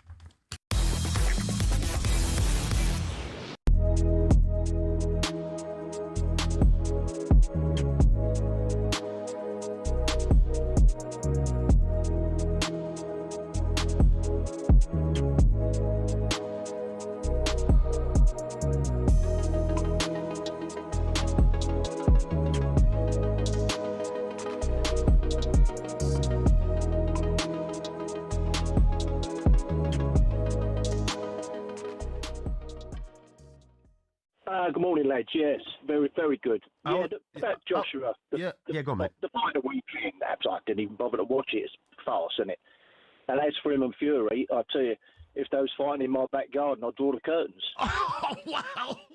Oh, come on, man. Come on, you're better than that. Are you telling me you wouldn't even have a peek through those curtains? Just a little look? You draw the curtains. I'd say it was them 2 idiots out there and close them tight. I can't be doing with it. Anthony Joshua, he's done what he's done, but let's face it, he's no world beater, is he? He went down like a pot of jelly against that little fat Mexican. And, whenever he steps up, he won the title against the worst champion ever in Charles Martin. Now, come on, he fought an aging Klitschko, right? Whenever he steps up, he gets knocked out by Daniel Dubois. Daniel Dubois gets scored. I went to see Joshua against the champion, what's his name, Usyk, at White Hart Lane. And Usyk absolutely schooled him. And, we're looking at 2 fights. Yeah, but Usyk does that with everyone, Al. Al, Usyk is the best of this generation. He does that with everybody. Anthony Joshua's been in the most amount of heavyweight world title fights of this generation, mate. Yes, but poor world title fights. But he can only do what's put in front of him. I mean, this generation hasn't been the generation of the 1990s or the 1970s, has it? No, you're 100% right. He can only do what's put in front of him. They put Tyson Fury in front of him 7-8 years ago, and Eddie Hearn turned it down, didn't want to know.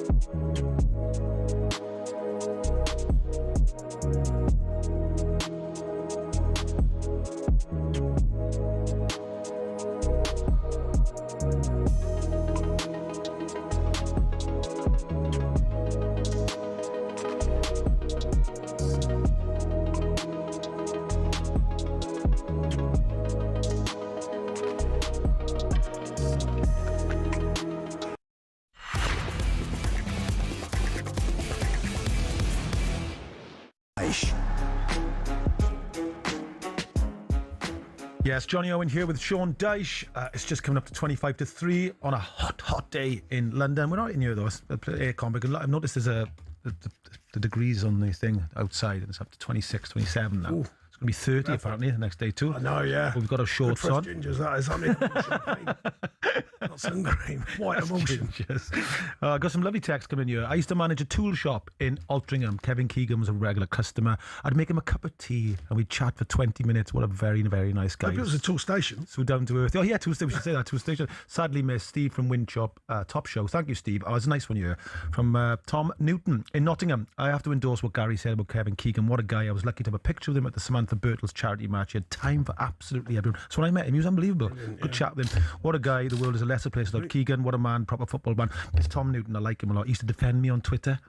Really? When Forrest used to lose and it was my fault sometimes, he used to defend me. Thank you, Tom.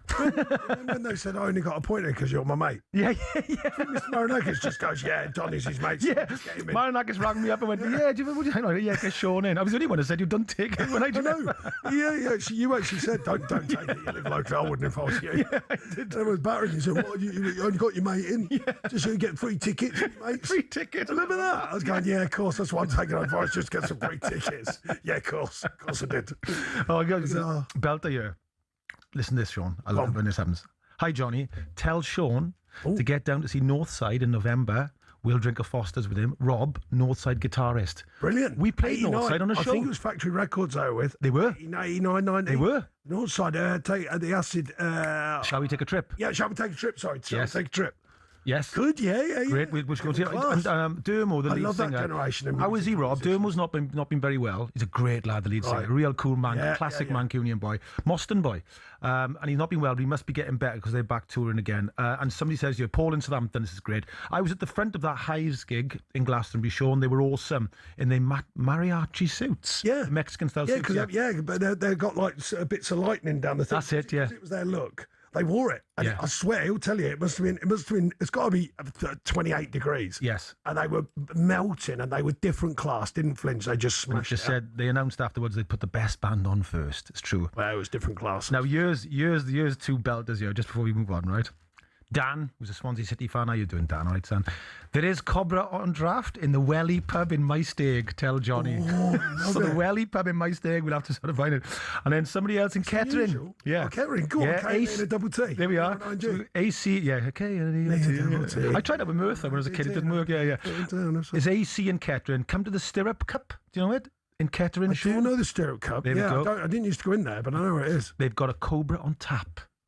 Well, do you know what as well, right? I'll try, but my mate Mark Bircham, who sorted us out at the golf yesterday, Live Golf, I know we're going to have a chat about that, but he was at Kettering watching Hemel Hempstead. His brother's manager, Lee, he's manager of Hempstead, and he showed me some pictures of the pitch. Yeah. Let's just say Kettering Town's pitch needs a bit of work. Does it need water? Is it dried out? It's been a dry spell, but... Yeah, it looked like it needs some work. They might be ringing me soon saying, if you've got a couple of quid in Dyche for the pitch. Well, Merthyrs is all right because it's like one of those 3G ones. I can do that soon. I think Paula Conde, bless her, I think she's going to try and arrange a Q&A and we'll go. I'll do it. Yeah, we'll do that. We've never doing it Merthyr. Yes. Well, I'll do the Merthyr one for you all, and then Sean can do it straight after, right? Here's Merthyr.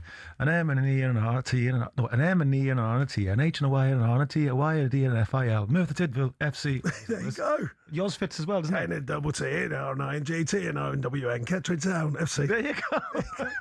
Even the towns. There you go. The song. Anyway, right, so we've got to talk about pre-season friendlies, talking about pitches and stuff now. Yeah. So anything in them, Sean? I mean, can you read it? You get Do you know what? It's become a manager's nightmare because when I first started out managing, playing, you know what they're there for, and everyone did. Fans knew what they were there for, and that's to get fit. Of course, it'd be better to have a good pre-season, in my opinion, but you can have an indifferent one and still go well at the beginning of the season. But when you're a manager now, it's like you're getting scrutinised for every moment of every game because these tournaments in that pre-season. Well, as soon as you add the word tournament, it's now a proper game. The fans go, "Gotta win, we win it." Yeah. I'm not talking about the World Club Tournament. That's different because there was 100 million reasons why you'd want to win that one. Yeah. But you get what I mean, and and so for a manager now, it's almost like you can get battered after one game. Yeah. And you go like, goodness me, we're trying to get them fit. We're just trying to be careful and dotting and dabbing, a few kids on, a few new players and all that. And honestly, I remember Everton. Yeah, you had, isn't it? I got battered. I was getting battered after 20 minutes into a game. Absolutely battered. In a friendly? Yeah, pre-season. We were over at Salford. We had about 9 injuries, so we only had about 7 players playing. The rest were kids, and they were battering me. It's funny now. It wasn't funny at all. I thought, we're only 20 minutes into the first game of pre-season. Hey, Sean, lad. And then points to Doug, said, well been gone. They're going, yeah, get on with it, Dyche. I know you brought no one in. I know one fellow was hilarious because he knows Gas, they're brilliant. And the other Tonyans were brilliant. They know I've got a good relationship with them. But I got off the bus on tour and this fellow went, yeah, there, Dyche, lad, why haven't you bought 2 centre forwards? I went, what with? And, it's like, why haven't it was like I was stopping the club from buying 2 centre forwards. You know what I mean? I'm like, I got 2 packets of crisps to buy some players with. You know what I mean? Almost blaming me. You're out of order there, Dyche, lad. I'm going, what? You think I'm not trying to buy a centre forward or 2? Honestly, brilliant. So they have become a problematic time for a lot of managers now. Yes. It's almost like if you're not winning every game, you're deemed a failure before the real whistle's even blown. Yeah. I always remember Frank Clark saying to us, he said, I remember one season he had the best pre-season ever and went on an awful like 10 game, and he said we had the worst pre-season ever, and we would start off like this. It's impossible to tell. Yeah, because some players are not turned on by it. They just get through it. Yeah. You know what I mean? It's not the highlight of their life playing pre-season games. You know what I mean? That some players need the fizz of the reality. Do you know what I mean? Yes. Some players can just be top pros all the time, and they're playing any game like their life depends on it. Yeah. Some players just naturally need the buzz, the real, the knife edge of the real stuff. Yeah. And whatever you say about pre-season, it's still a friendly. Yeah. You can't, they change the words and they change it. Well, look at the England team. The Nations League, or whatever it's called. I don't even know what it's called because I'm not interested in it. Because I'm trying to look at it being, can you blood some players? Now you blood some players, you don't win it, and everyone's going mad. Yeah. Before that, everyone was just going, well, it's a friendly. Yeah. Do you know what I mean? Yeah. And now it goes on their record as if like it's a legitimate game, which I sort of suppose it is, but you get my point, don't you? In the old days, they're trying to, look at new players, giving them opportunities, give them a chance, see if they can handle it, see if they can deal with it, see if they can deliver. Yeah. Now it's like, I better throw in a bit of a team here and try and win so we get bad. You know what I mean? Especially for teams like Wales, because the Nations League has become a way you could possibly get through knockouts for the qualifying games, that there's more pressure on them now, so they're not friendlies at all anymore. No, that's what I mean. You know what I mean? So there's no such thing anymore. No. I mean, in my management view now, obviously I didn't get a pre-season with Forest, but if it was pre-season, I'd be putting out and going, right, we better be on this, lads. Yeah. Because it just ramps up really quick, and it can spill into the season weirdly. Fans go into the season going, well, I've been rubbish in pre-season. You go, no one even equates the fact that you had 6 players missing. You had to be careful with that one and that one and that one. You know what I mean? Yeah. And what would sort of somebody like say Forest or Team B, players come back from the World Cup? Is that a consideration? Yeah. Usually give them extra time off and try and manage them. I mean, don't get me wrong. I don't want to cry in too much because don't forget now you've got so many metrics and measures. Yeah. So you do get all their background, how the Ks they've covered, the amount of sprinting yards, sprint, high speed running, all of that. So you do get a lot of that. So you have got the information there to go, right, what realistically do they need?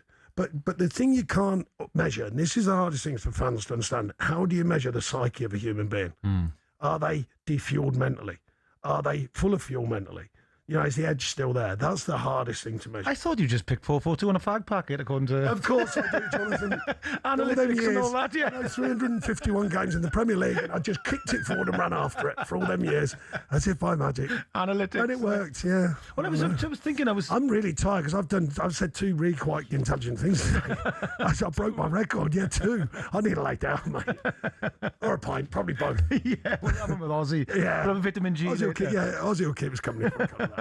But it's very interesting because I often say to people, because a few people said to me when I was down in Wales this weekend, they said it was really interesting what Sean said about it's very difficult now sometimes to motivate Premier League players for FA Cup games. Yeah. They were like, I never thought of that before. Well, there's more upsets because it's different. It's a different mentality. Well, they weren't the same as my generation. That's generation. right. The FA Cup was almost as big as winning the league. It was, yeah. Because now it's not. It's not. And even. Look, whatever kind of animal you are, whatever your instinct is to be a high performer. Yeah. Like I say, some people are naturally high performers. The modern game has now got footballers who don't not necessarily in love with the game. They're just good at it, really good at it. Yeah. So their passion for the game is different. Now I'm not measuring it rightly or wrongly because I just want players who want to play hard and win. Yes. So whatever floated their boat, if it was money, if it was fame, if it was getting a new car, if it was a new contract, or if it was just pure winning. I love winning. That was what kept me going all my years. Yeah. Regardless of my ability, rightly or wrongly, that was the driver for me. Win and be recognised as you. No one else. Answer to yourself first, not to someone else. They were my drivers. But I don't judge others if that's not their driver. Their driver might be like, Gaffer, I just want to earn loads of money. You go, all right, well, this is what you're going to have to do it. Yeah. And guess what? You're still going to have to run your hardest, get fit, listen, learn, and deliver. Whatever your driver is. So I wasn't against it. I'm like, yeah, I'm open-minded. Whatever your driver is, it's out there for you to get. But that's the thing that frustrates me. It's out there for these young people to go and get now. Yeah. Girls in football now, they can go and have a massive career now. Yeah. Do you know what I mean? It's out there. Well, don't look beyond it. Go and chase it. Go and drive it. You know, go and push yourself to get it. Yeah. Don't think it's just going to be an easy ride. I went on a little rant there, Johnny. got me soapbox. It's what the fans love. It's what the fans love. Right, we're going to go over to up to Glasgow. The Commonwealth Games is well underway. talkSPORT reporter John Cushion is there with more. John, how's it going and how are Wales getting on? Second time. Well, I've got good news for you, Johnny. Have you? That because we've had a gold for England, a silver for England, and a bronze for Wales, all in the gymnastics this afternoon. Luke Whitehouse, the four-time European floor champion, won his first Commonwealth Games gold, his second medal of these games after a silver in the team. He recorded a massive 14.566 score on the floor, half a point ahead of the silver and bronze for Canada and Australia. Abby Martin vaulted her way to silver behind Canada's Leah Monica Fontaine, and Wales's Abby Roper bagged bronze. Her twin sister Emily was fourth. The worst place to be in the Commonwealth Games. Imagine your sister beating you in that event. Now, staying with twins, because Will and Paddy Hewitt for Team England both lost their boxing bouts this morning. There were better results for Nick Devlin, Wales's Owen Harris Allen, and Northern Ireland's Caitlin Fryers. At the athletics, Sam Bennett and Taja Ajura of England are into the 110-metre hurdles final tonight. That's the culmination of athletics here this evening. 9 gold medals available this evening for the athletics, and I promised you a quick swimming story an hour ago. The world and Olympic champion Matt Richards from Wales has never won a Commonwealth Games medal for Wales. He is hoping to change that tonight because, well, not tonight, but tomorrow. He's third into the semis tonight of the men's 100 metres freestyle, so he will then hopefully get to the final tomorrow in the 100 metre freestyle, and Matt should be, as a world champion, Olympic champion, hopefully be a Commonwealth Games champion before the day is out. If you fancy being here, tickets are still available. Check out Glasgow2026.com. It is the Commonwealth Games and it's live across the talkSPORT network. Brilliant. Thank you very much, John. Stay with us. We'll be talking to Alex Crook next.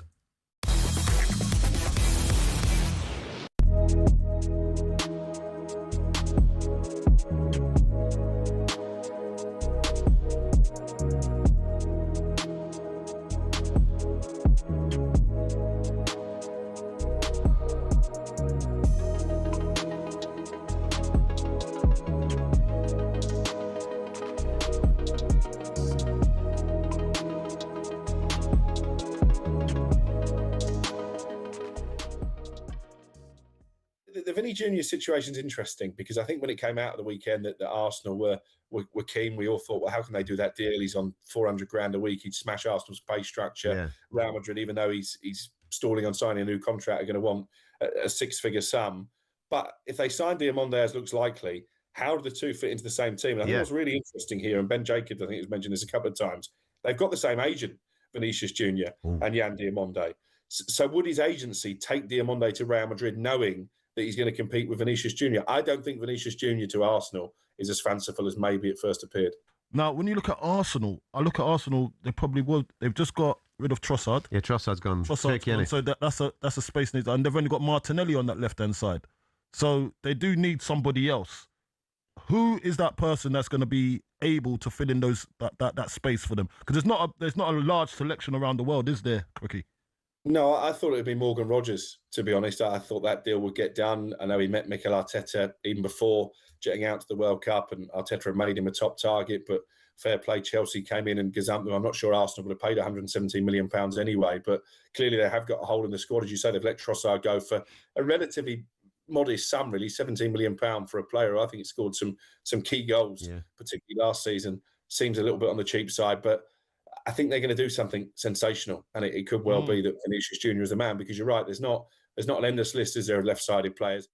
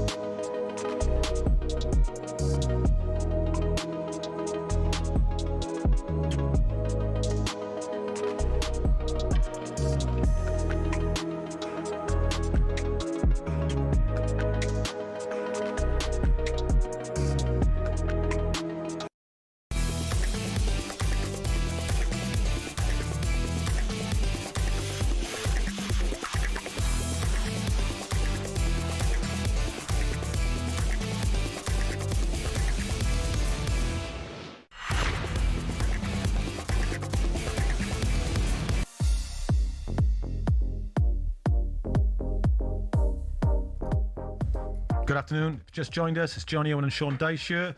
You've been with us all the time. We've been chatting about FIFA, what UEFA can do in the Euros to sort of help on stuff like ticketing. Had loads of texts and messages about it. We're going to read some of them later on, some great ideas. But now we're going to look at some transfers with Alex Crook, who's the chief football correspondent for talkSPORT. Alex, welcome. Good afternoon. How are you, pal? You all right? Are you keeping cool, mate? I've just been for a swim in the sea down in the south coast. Good lad. That's the way. How's it cool? Is the sea still cold? A little bit too warm, if I'm being honest. Really? But I shouldn't complain. It was beautiful out there. Nice and calm as well. I've never heard an Englishman complain of the sea being too warm. Yeah, we're living in different times, Alex, aren't we? What is going on there? You didn't quite call me up enough. Alex, we're going to chat. I mean, the breaking news story is obviously Danny Welbeck, Chelsea possibly. Any thoughts on that? Yeah, obviously this is a story that has only really developed in the last couple of hours, but I've spoken to sources on both sides and the interest from Chelsea is genuine. Some people actually close to Danny Welbeck suggesting that maybe talks are quite advanced. I think this is one that could well happen. He's 35 now. He's got a year left of his contract at Brighton. He's been a brilliant servant for the Seagulls, no question about that. But I think this shows the sea change at Chelsea, doesn't it? Excuse the pun. I mean, just been for dip. Very good.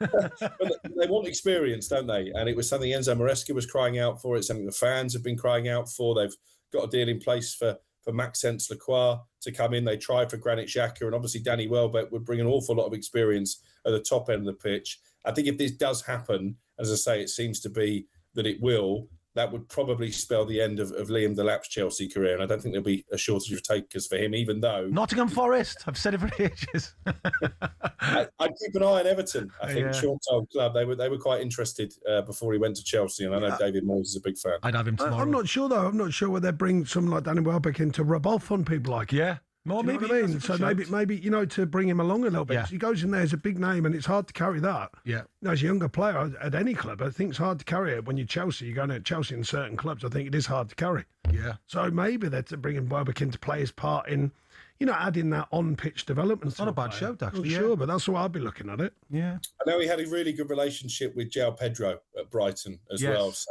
he sort of mentored him. So it'd be getting the band back together in that respect. Yeah, and so and we've just discussed them earlier on, Alex.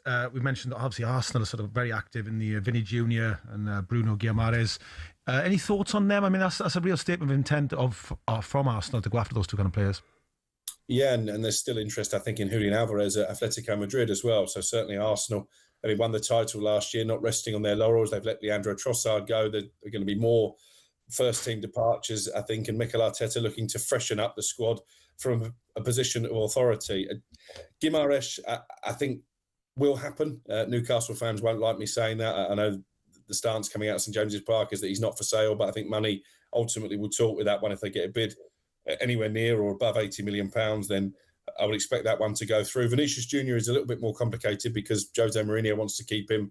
Real Madrid want him to sign a new contract, but he's been stalling on that. So there's obviously a school of thought that maybe these links are just a power play from the Vinicius Jr. camp to try and get a better offer from Real Madrid. But from my understanding, Arsenal's interest is genuine. They know it's a difficult deal to do, but certainly they're showing their ambitions, and he would smash their pay structure, might even have to be a British record fee to get him. So certainly one we're keeping an eye on. Yeah, I think they're going to have to... well, no, they're not going to have to, actually, but I think they'll keep pushing. If I was Arsenal, I'd keep pushing. I don't know. Well, I can only imagine Arteta would certainly be pushing. I think it's the right noises about the right kind of player as well. Yeah. So, whether it comes through or not, I think it shows that they're meaning, the serious end of the business for me, if they're with players like that. Now, whether it comes up, I agree. I think sometimes with these, I mean, you can never quite tell, but sometimes there is a bit of poking and pushing, about contracts and all that. So, you get linked with these big clubs.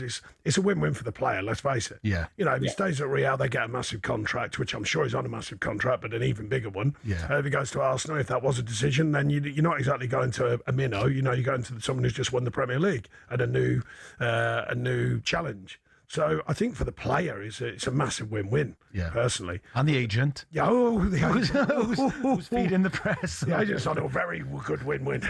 Yeah. Yeah, I don't think they're going to... They'll be meat on the table at the weekend and their house.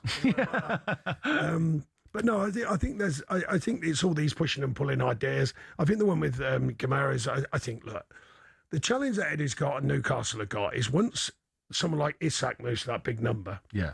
and then others start moving, Gordon moves, and then, do you know what I mean? Players can get itchy. Yeah. 'Cause they go, who you bringing in who's going to replace them? Yeah. And if they bring... Like a domino effect, isn't it? Yeah, and if they bring in world leaders, if you like, world football that is wise, people who they go, well, what a signing that is. Yeah. The players who are left there sort of respond to it. They go, right, okay, we're really in business. Yes. But if they smell anything where their noises are not right, they go, hang on a minute, their agents start going to work. It's just the way the football industry is now. Yeah. Quick one for you, Alex, then. Bradley Barcola, Liverpool? Yeah, definite interest. Again, not an easy deal to do. PSG briefing over the weekend, they want £145 million for this player, so that would be a British record in a summer of already inflated transfer fees. I think the player's keen. Again, he's not committing to a new contract, and Liverpool need a wide player, don't they? I think they need a statement signing to replace Mo Salah. So, yeah, definite interest. And again, I think he'd be a really exciting addition to the Premier League if Liverpool can pull this one off. Brilliant. Thank you, Alex. Pleasure as always. Alex. Glad to see you looking so refreshed. And also, just quickly, lads, this saying, resting on your laurels, do you know where that comes from? Come. It's ancient Greece. They used to give them a laurel wreath when they won. And of course, when they won it, to carry on going is not resting on your laurel wreath, which you've won. So that's I hope that water chills down for him. Yeah, I was going to say. Sea chills down, mate. You can thrill every woman in your life giving her that bit of information. Think about the way. Yeah, exactly. Alex, thanks for joining us. Pleasure as always, pal. Cheers. You are listening to Owen and Dyche on talkSPORT, or Dyche and Owen, in partnership with Tool Station. First stop, everything for the job from 7 a.m. Monday to Saturday. Start strong, start it right. First stop, Tool Station.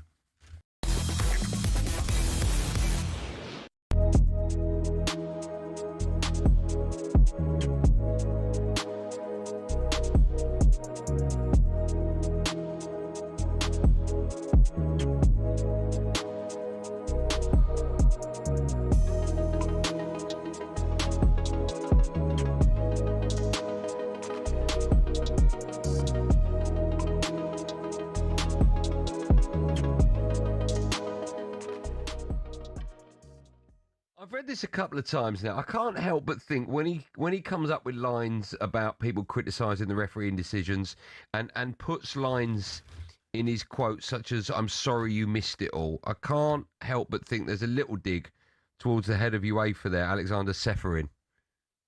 Yeah, I think that's fair. Obviously, Seferin decided to stay away from the World Cup final, which was quite unprecedented. FIFA were briefing, actually, that was a pre-planned decision, but the message coming out of UEFA very much was that it was a protest by their president. Actually, I picked out a couple of screenshots, and he does talk about some of the refereeing decisions and says it's curious the same countries employing these practices are the ones criticising. He's talking about the decision to overturn Flo Balogun's red card, which for me was probably the most shameful moment of this World Cup. And I'm not going to be a hypocrite, Andy. You were there. Troy obviously lives out in the States. I had a wonderful 5.5 weeks. I thought it was a brilliant tournament.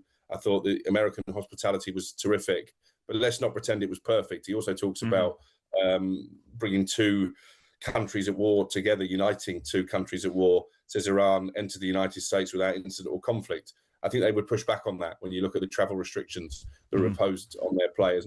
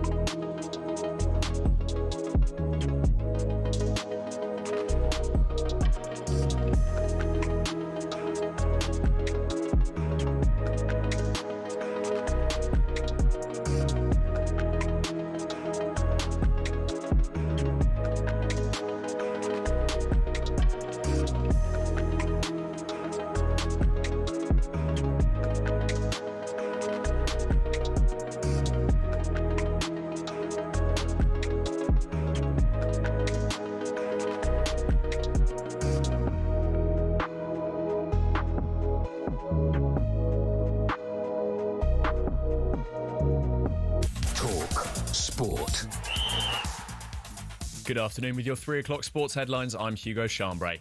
FIFA President Gianni Infantino has hit out at critics in a scathing Instagram post. He says he's sorry to those who spent the World Cup hiding behind screens and that they missed the good of the tournament. Here's talkSPORT's Andy Goldstein. One player that should have been sent off. Yeah, of course. One player wasn't. One player was red carded, but then, of course, Donald Trump phones up the head of FIFA and gets him in it. There's lots of... I mean, understand why people aren't happy with what they've just seen. Infantino has blocked comments on the post. Meanwhile, Chelsea are exploring a move to sign Danny Welbeck from Brighton. It's early stages, but there are encouraging signs a deal could be done, while another deal in the works is Vinny Jr. to Arsenal.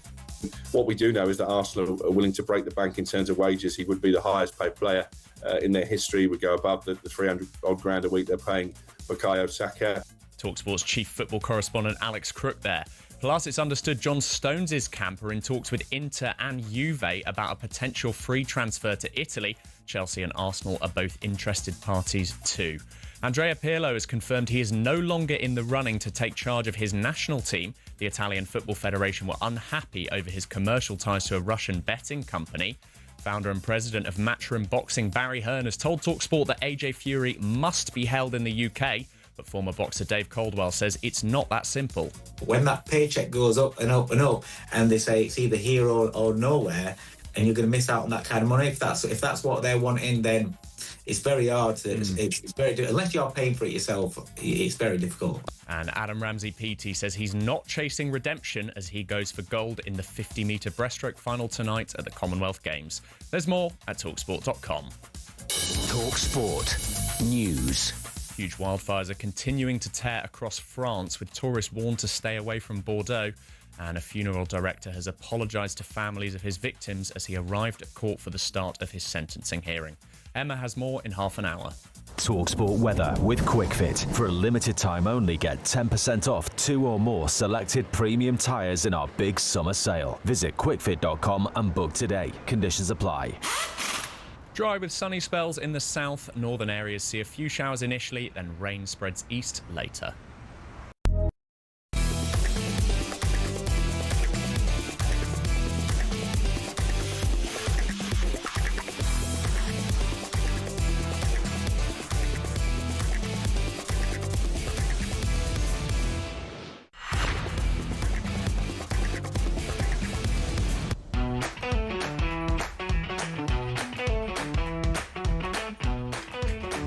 Sean Dyche with Jonny Owen here, coming up to 3:05. Got loads of texts coming in. We were talking earlier on about FIFA and UEFA, but also we were talking about the structure of English football, British football, what it means, and all the stuff. And Sean is brilliant on this kind of stuff, because something that somebody's messaged in and I wanted to ask you as well. As an experienced Premier League manager, and I've sat with you and Steve Stone and Ian Wone, it's astonishing knowledge of the game, lived and breathed it since they were boys, played at the highest level internationally, then into management and coaching and all the rest of it. Would you three be involved, especially when you were still at a Premier League club, in understanding who's in charge of the system in the English FA, who's in charge of philosophy, coaching, and would you be talking to them about what you do are you used in any way with English FA? No, which I know what you mean. It's interesting. I mean, no, that's not unfair to say no.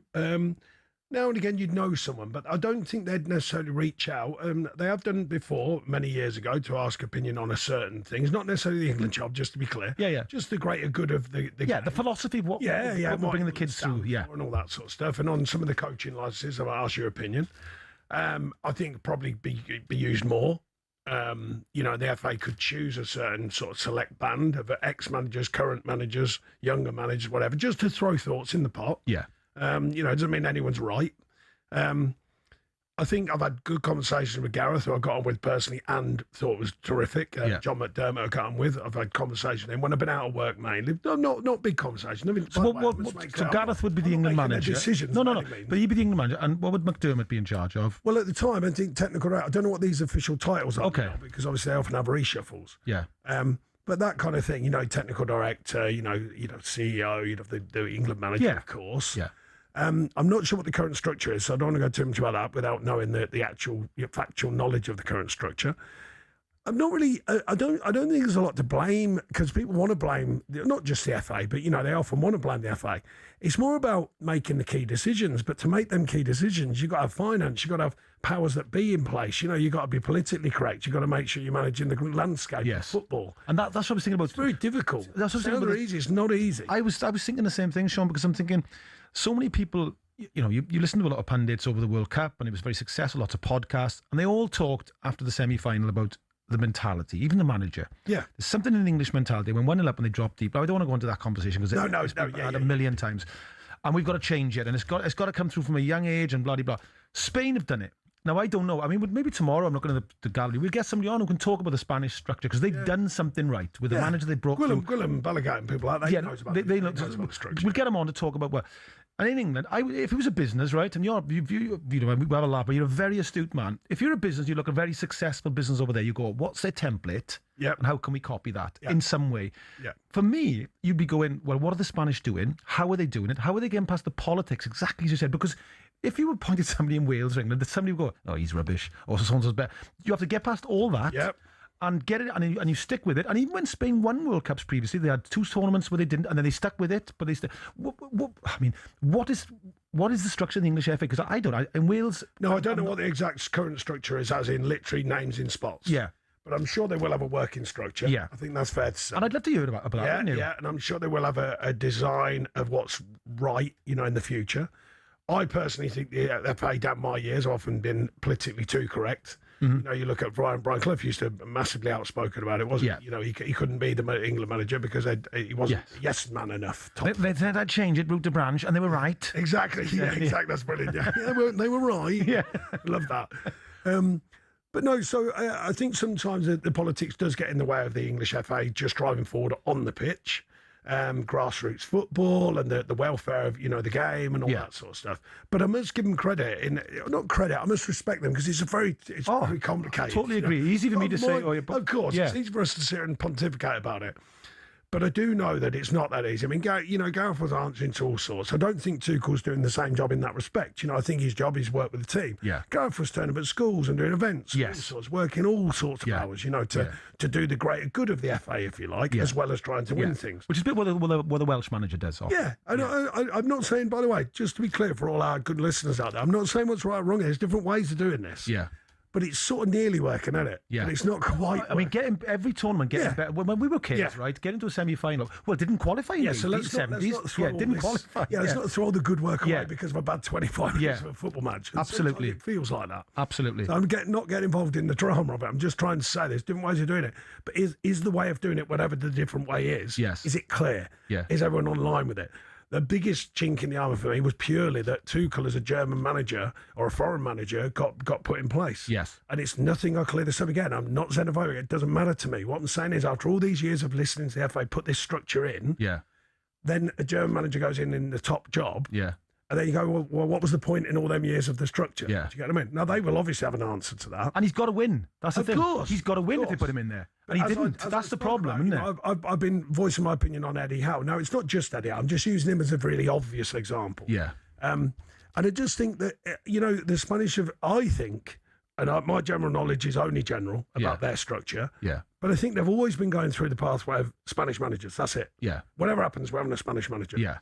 Do you get what I mean? I do, yeah. They seem like they've been steadfast at that. Yeah. I know there was a big document report many years ago. I think it was at least probably 12, 15 years ago from the FA about other pro licenses, for example, and they were spending more hours and more time. So then they did change it, all the English FA, and went more in depth, more hours, to get your pro license, made it more difficult for the right reasons. So you've got a better depth of knowledge. Yeah. I know a lot of the European systems were doing that. Yeah. Spain, I think, were one of them. So my biggest question mark is just what comes out the end product. Yeah. Are we aligning just for this guy, for Tuchel, or are we aligning beyond him and using his thoughts to add into the benefit of the English game and the English team? Yeah. Do you get what I mean? I do. So that's the bit that I don't want to get too into this because it can come across like you're being unfair. No, I'm with you. Working very, very hard. You want to hear the people. I'd love to hear them say to us, okay. I mean, we were talking earlier on. It's an amazing story. In the 1976 Olympics in Montreal, wasn't it? Yeah. Canada? Australia famously never won a gold medal. Yeah, we were talking about it. And they had a governmental inquest going, there's something wrong here. And they started the Australian Institute of Sport, which is world famous now. And they put in the best coaches, psychology, best masseurs, best everything for Australian kids. And by the next Olympics and the mix-up, they were winning gold medals galore in Australia, as we know, one of the gold standard for sport. So my point is, it's achievable. Look at Italy at the moment. They're pulling themselves apart. They've got Maldini's flying over to meet Pep Guardiola to go, you can, again, route to branch in Italian football. We're in real trouble. So everybody's talking about it. And in England, I think you're right to think it's so... I'm a Welshman saying this, and you say, they're so close. They get into semi-finals and finals, and it's just that final little piece. They thought going with a German manager, in my opinion, would get them over the line. Well, he was brought in to do that, and it didn't work. Yeah, well, it hasn't worked. And I think, and I could say this, I think he's done, Sean. I think I see it now with social media. I think it's very difficult for him now. Yeah. I think, there was a song about him by that band Low Rider, the war, the children's coming on football, the song. Overnight, he's gone to be the biggest pariah since, let's be fair, since Alf Ramsey substituted Bobby Charlton in 1970. Yeah. Remember, that was a big thing, and England didn't qualify for a decade. Yeah. It's that, and I think to come back from that for him now is very, very difficult. Yeah. So my point is it that they made a mistake in the sense of what the Spanish have done with some, so in England it would be like Lee Carsley, for argument's sake, that you stay with somebody that's grown up with the players, stays with them, you don't panic if you do lose a tournament, and you bring somebody in who's English, understands England, and is that what England should have done? Well, there's an absolutely fair argument for that, without a doubt. The other thing about the Spanish system, I know, like I said, I'm generalising massively here, Johnny, because I haven't examined the Spanish system. We'll get somebody on to talk about it. Well, I think people want to talk about it. Yeah. And for our listeners, you know what I mean? Yeah. Because everyone will be asking, including us. The one thing I do know is that if you look at it, and I think someone might correct one of our listeners or one of the experts, you don't hear a lot of noise in the Spanish camps. If you think over the years, it doesn't seem to be that much, trouble in the camp. They don't. It's not like the French say, is it? Well, yeah, the French had, many years ago, they had the obvious. The bus, the bus. Yeah. But you know what I mean? I can't think of a time when there's been sort of noise, negative noise about it. No. And the team all seem to it's almost like we know what we stand for. Yeah. We know what we've got to deliver. Yeah. And, I don't get a bit of stick about all this, but, we're all singing, wonderful, fantastic song it is, by the way, but we're all singing that, and I'm going, I didn't want anything. We haven't done anything. No, because I wasn't having it. No. I just think it's just another modern thing. The fans I'm the same with songs. Well, if I'm a fan, I don't need to see the England team singing to me. Trust me, I just want them to win. That's it. If you're going to sing the manager's name 1 minute, say bring it home, stay with him then. Yeah, and the only reason why I'm bringing that up is because that was all feel-good factor. The manager's doing brilliant. Well, you can't then just literally turn it all round over 25 minutes of bad decisions, let's say. Yeah. In my opinion. Yeah. That would be equally mad. Yeah. So there's got to be some balance to that. Yeah. And then equally, I see the Spanish team just cracking on. Yeah, they did, didn't they? They just cracked on. Yeah. They blew thingy away 3-0. It's gone out my head. When they drew the first one, blew the next one 3-0. Yeah. And I watched the whole game, and they were different class. Yeah. And they just clapped the fans and walked off. And I thought, I'd tell you then, right, I didn't know they were going to win it. But the next time I come on talkSPORT after that, I said, I tell you what, people are writing them up. And I said, don't. Just because of that reason. I saw them just deliver properly. Yeah. Absolutely dominating and walk off as if that's more like us. Yeah. Not singing with the fans, not doing dances, not jumping around. They just went bang. And we'll talk about a young manager, Jermaine Defoe, after the break, because he's just left Woking, about what it's like for the young manager, because you'll be perfect because you were, you came through the system yourself at Watford, and we'll talk about all this because we're getting so much response from it. My phone's blowing up here, and I think you're right, Sean. I don't think England are too far away, but it's just finding out what it is that gets it. It's changed the whole brilliant feeling, and that's I agree. I just keep selling. It went so negative, didn't it? Meet fans and that in the streets and talkSPORT. So I just say, just slow your thinking down. It's not suddenly become. And that's, it always works when we're having conversations. There's a kid seeing that sign in the back. I've been called a tool on this station many times. And I've just been thinking, I'm rambling along a bit. If someone goes, "Shut up, Dyche, you tool." I was gonna read out the thing. That's better. Called us a tool on this station many times. You listen to Owen Dyche on talkSPORT in partner with Tool Station. First stop, Tool Station. Go on.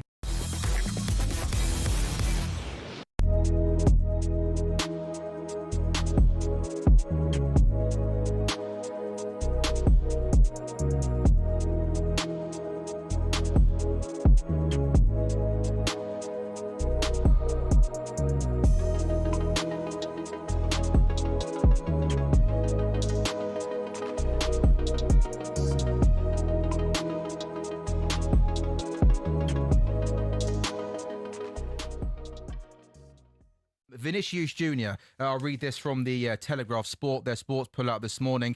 Dom King writes, Arsenal prepared to offer Brazilian forward Vini Junior the biggest contract in the club's history as they plot to outline their soaring ambition. He currently commands a weekly salary 400,000 euros a week at Madrid, but Arsenal would look to improve that to maximise their chances of pulling off an audacious coup. It kind of came out of nowhere, didn't it, boys? On Saturday afternoon, he's got a year left on his deal at Real Madrid.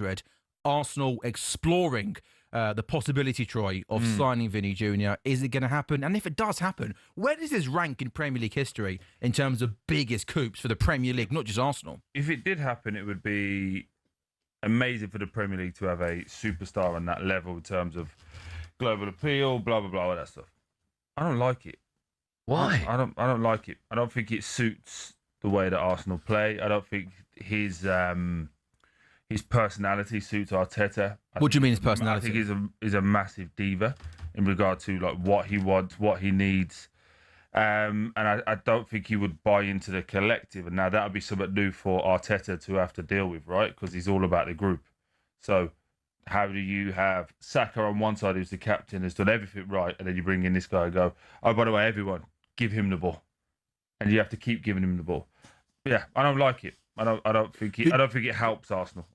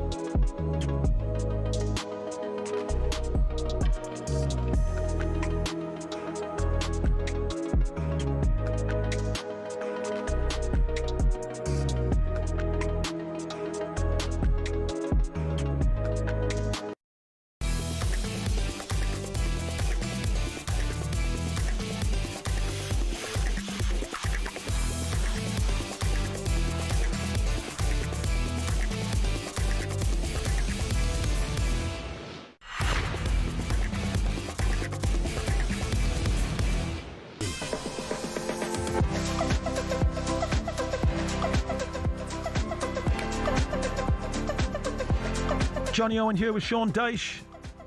Time's it come up to 3:20 on a very hot, sultry day in the English capital, London. We are at talkSPORT Towers. talkSPORT, the biggest and best sports radio station in the world. Having a great conversation here. What good radio should be. All about the English system, we talked about the Spanish system, UEFA, FIFA, getting so many messages. So we were asking for tickets earlier on. Daz has said it's an easy answer. Once the season tickets have been sold, the rest of the tickets go into a ballot. Priority is given to those within the catchment area of a football stadium, a bit like they do with schools. So any children who want to go, who live in the area, will have a much better chance to go in. It's not a bad show, is it? Certain called it off.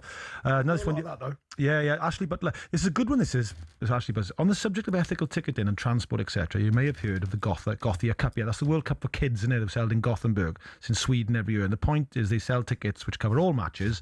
I'm not suggesting this, but it's an idea. But this ticket also covers all buses and trains. So you have a lanyard ticket.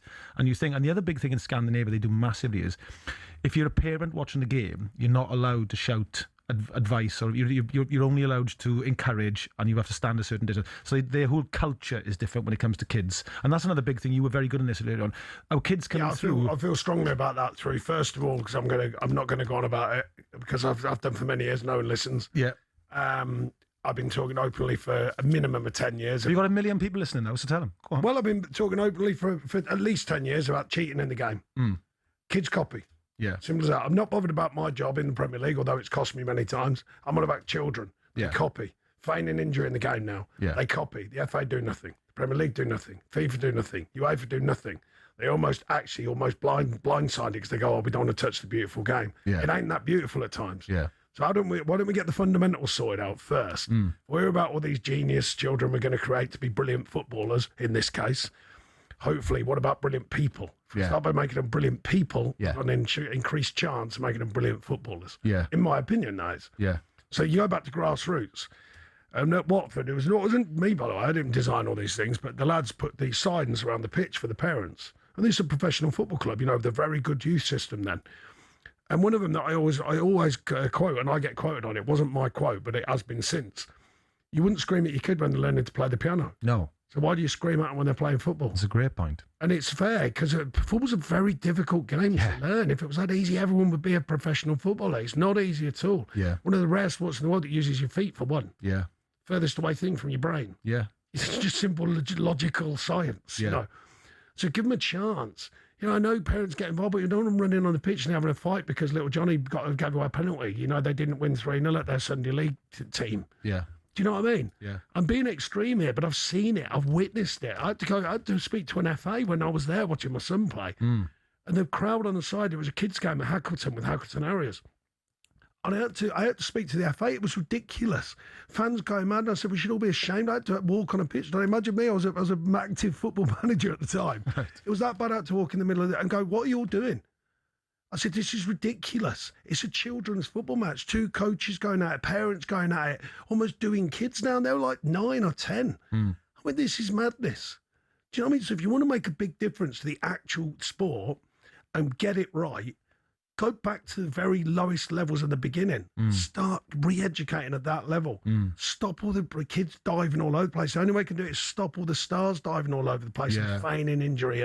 And we know the dark arts. We know that I'm not being naive here. Yeah. I played for 20 years. If you touch your centre forward in the box and they go down, it's a penalty. Fine. Yeah. That's been there forever. But what about people not getting touched? Right? People who literally, do you remember one in the World Cup, which was ridiculous when the lad gets his second yellow card? Yeah. It was ridiculous. There's no one near him. It just dives on the floor. Thankfully, they did something about it. Yeah. You look in the Premier League, how many people get banned for diving and feigning injury? No one. How many FA inquiries are to people doing it? No one. So my point, the reason why I feel so passionate about it, unless you affect the person as a human being, how are you going to get these new brilliant footballers and these leaders of the future? Yeah. When the fundamentals are not in place. It's not just that, by the way, I must make that clear, but I feel strongly about this point. It's not just that. Of course, there's more to it. The great side of it, which I'll go on to now because it's important to give balance. Academies are brilliant now for quality of coaching, health and safety, facilities, the debriefs, feedback. They have got everything. Diet, the lot. But sometimes they're missing the key component. What about pride? What about respect? What about trust? What about honesty? Character. Yeah, character. Well, that builds character. These things build resilience and character. Yeah.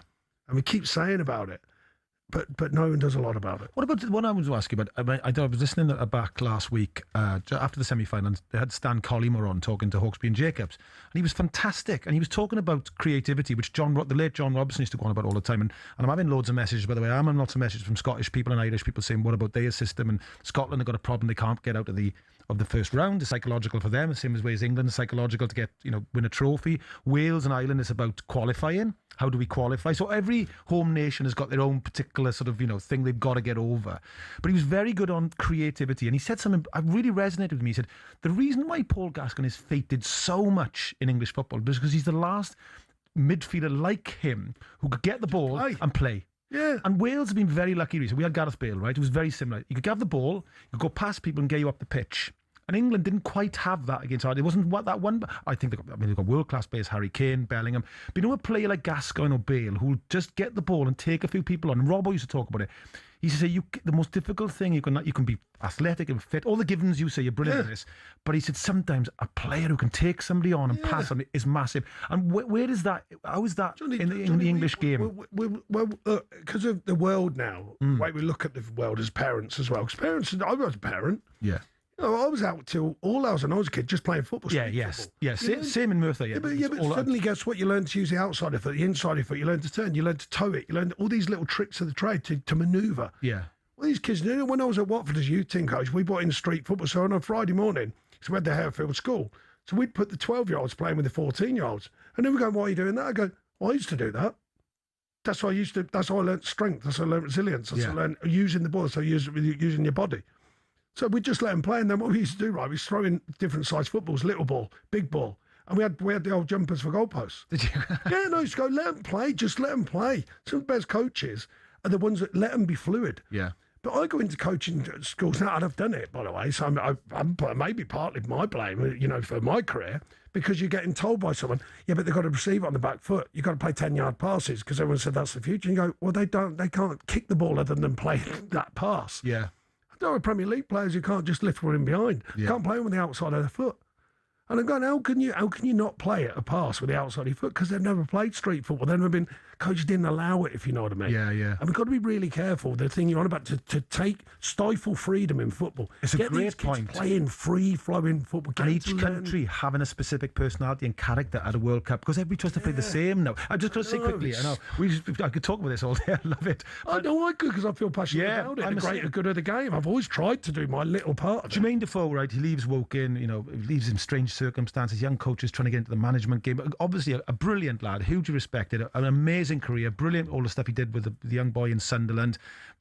What happens? Would be tragedy if he's lost to the game. He's the kind of player surely should be involved in the game. Yeah, but the strange has got to put my management out back on now, because strangely, Neil Lardley goes out there. What's wrong with Neil Lardley being a great servant to the game? Because he played in the crazy gang of Wimbledon, but he knew better than that. He could play hard, went through the system. What's wrong with, why was he getting removed? Because he was doing a fine job. Yeah. Do you know what I mean? So which one's going for which reason? So I'm not going to blame anyone here. Yeah. But what's the ownership doing in cases like that? Whether what's the manager doing? Yeah. In this case, I don't know the reasons, by the way, why he's come out there. Whether he stepped away or they want him to step away, I don't know. Yeah. But these are all. I liked it though, I must say. Right, Neil Lardley cutting his teeth. Well, not cutting his teeth because he's worked in the league. Did a brilliant job at Wimbledon a number of years ago. Fantastic job. Took him to Wembley and all that sort of stuff. Jermaine Defoe at least getting his hands dirty, going, yeah, I'll come and manage and get on with it. You know what I mean? Yeah. I remember seeing Jimmy Floyd-Hasselbrand, great guy, seeing him manage at Burton. Yeah. He went, yeah, and by the way, he wasn't waffling about going, no, we're not passing it around the back and that. He was going, get it forward, go and win games, go and score goals. Yeah. Do you know what I mean? Yeah. And I marvel at that. People just go, no, I just want to go and earn my Spurs. Yeah. Going back to the management thing, they'll say, well, but even with the kids, they've got to earn their Spurs. Yeah. Little Johnny's got to earn his Spurs. He's got to remember it takes a lot of hard work and dedication and discipline. Them words are not used much anymore in academies. You talk about, their ability and all that. Going, trust me, they ain't got a chance if they don't go work hard. Yeah. Great attitude is everything still now. They're the ones that come to the top. Yeah. Very few. They might turn into a whopper as they get older, because some do. They get loads of money. Twonk. Yeah, twonk. When they get loads of money, they're 17. I would have been an absolute joke. I say this for myself. I was a joke anyway. so imagine me with a fistful of dollars, I'd be a maniac. Yeah. So I'm not blaming these kids, but, they're great kids, and then all of a sudden they get a load of money far too quick. They're praised through the eyeballs, and they've almost shot it. Yeah. And the only ones that can handle it are the ones that usually come through. Yeah. But the ones that couldn't quite handle it, guess what? They couldn't handle it because that moment they weren't prepared for from all them years. Yeah, yeah. It's a great point. Thank you very much, Sean. We'll come back to all this. Stay with us.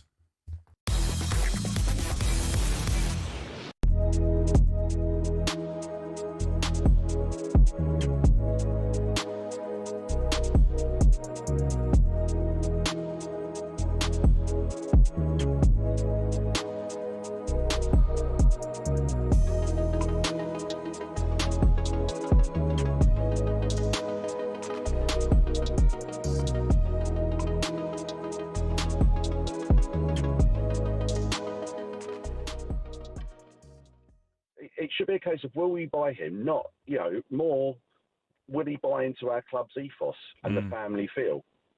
You cannot upset the dressing room vibe for anyone, no matter their reputation or their credentials. So are you suggesting that if he comes to your club, he will upset the dressing room? Not if we've done due diligence and Arteta talks to the man, not the footballer. But I promise you one thing, as a little bit of an aside and maybe a little bit tongue-in-cheek, if we do sign him, see just how quickly he becomes the most average winger in the world. Dave, can I ask you a question? Yeah. You say there, interview the man. When have you ever known anyone to not buy into it before they've got in the building? So if you're Vinny Jr., you're going to put best foot forward, right? I'll buy in, Gaffer. I'll do all of these things. It's more worrying for me once he's in the building. I think the way that Arsenal won it was as a team and as a collective. And then if you add this superstar in, who, as Real Madrid have found out, will only defend when he wants to, will only play a formation that he wants to play, I think it causes so much more problems than it's worth. Yeah, but I think that Arteta and the powers that be are good enough to sniff that out. I think Arteta's already proven in the way that he dealt with Aubameyang and those big egos, he put the club first and he thought to himself, no. That's what Unai Emery couldn't do, and I don't think he's been able to do that at other clubs.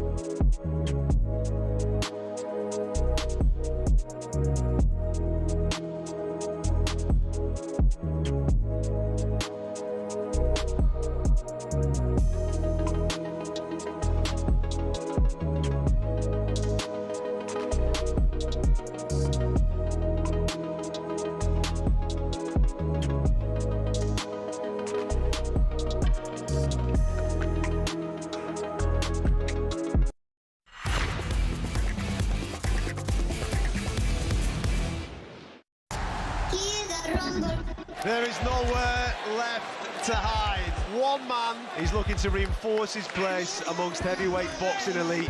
The other is chasing the defining victory of his career. Let's talk sport, baby. Let's talk sport. Oh, my word.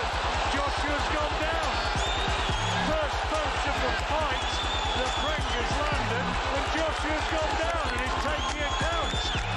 What on earth was that? And the legs just seem to go a little bit there again from Anthony Joshua. Another right hand. He's going to go again here, Joshua. Listen, he must be a devastating punch because he's just tapped the jaw a couple of times, and AJ's feeling that. There you go, big right hand, and Prenga's in trouble. And he's gone down. Right hand puts Prenga down, and Joshua smiles as much as to say it was always going to happen, and it's all over in the second round. I can't be stopped. I'm not going to be stopped. I'm not going to be denied. Yo, you hear that? Over, smell the aroma. Them done dead a really long time when a ramp when a skinny couldn't wake from a coma. Listen, you hear that? Shots get fired in the walls, but rifle that swing like a bit of an MS. Jonny Owen here with Sean Dyche. Of course, Anthony Joshua, he won, defeated Christian Prenga on the weekend to set up a very lucrative fight. And we're joined now with by Paul Smith. Paul? How are you? You okay, boys? I'm very good, Paul. Before we start, love Paul Smith. I gotta say, I was a big fan of you when you fought. You were a fine fighter from a very famous Liverpudlian fighting family. Made some great clothes as well. Yeah. I was a big fan. I was a big fan of Sean for every job he's had, bar one. Well, better than most fans. Yeah. Honest, I was a big fan It was of hard, none of because your I jobs. actually seen you when you were Everton manager at an Oasis gig, and I was like, really like you as well. You know, you've done too well there, though. Cheers, big man. Paul, Paul, I was just thinking now.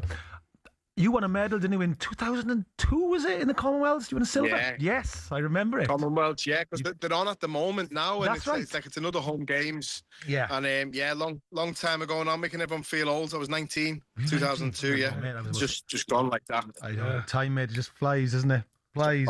How are your brothers? All good? Everybody good up there in Liverpool? Yeah, they're all good. We were in the gym this morning. It's Liam's birthday today, and he was in the gym training on his birthday. He's going to have some news very soon, which is good. Stephen was saying I'm taking him on the pads. I think Callum might be playing golf and having a little bit of a relax. He loves the golf. All good. Thank you for asking. Was it not Knowles? Was it not Knowles gig at Liverpool Arena? Yeah, Yeah, Knowles, yeah. that's Yeah, it. we were all in there. Yeah, that was it. Yeah, we're having a crack, weren't we?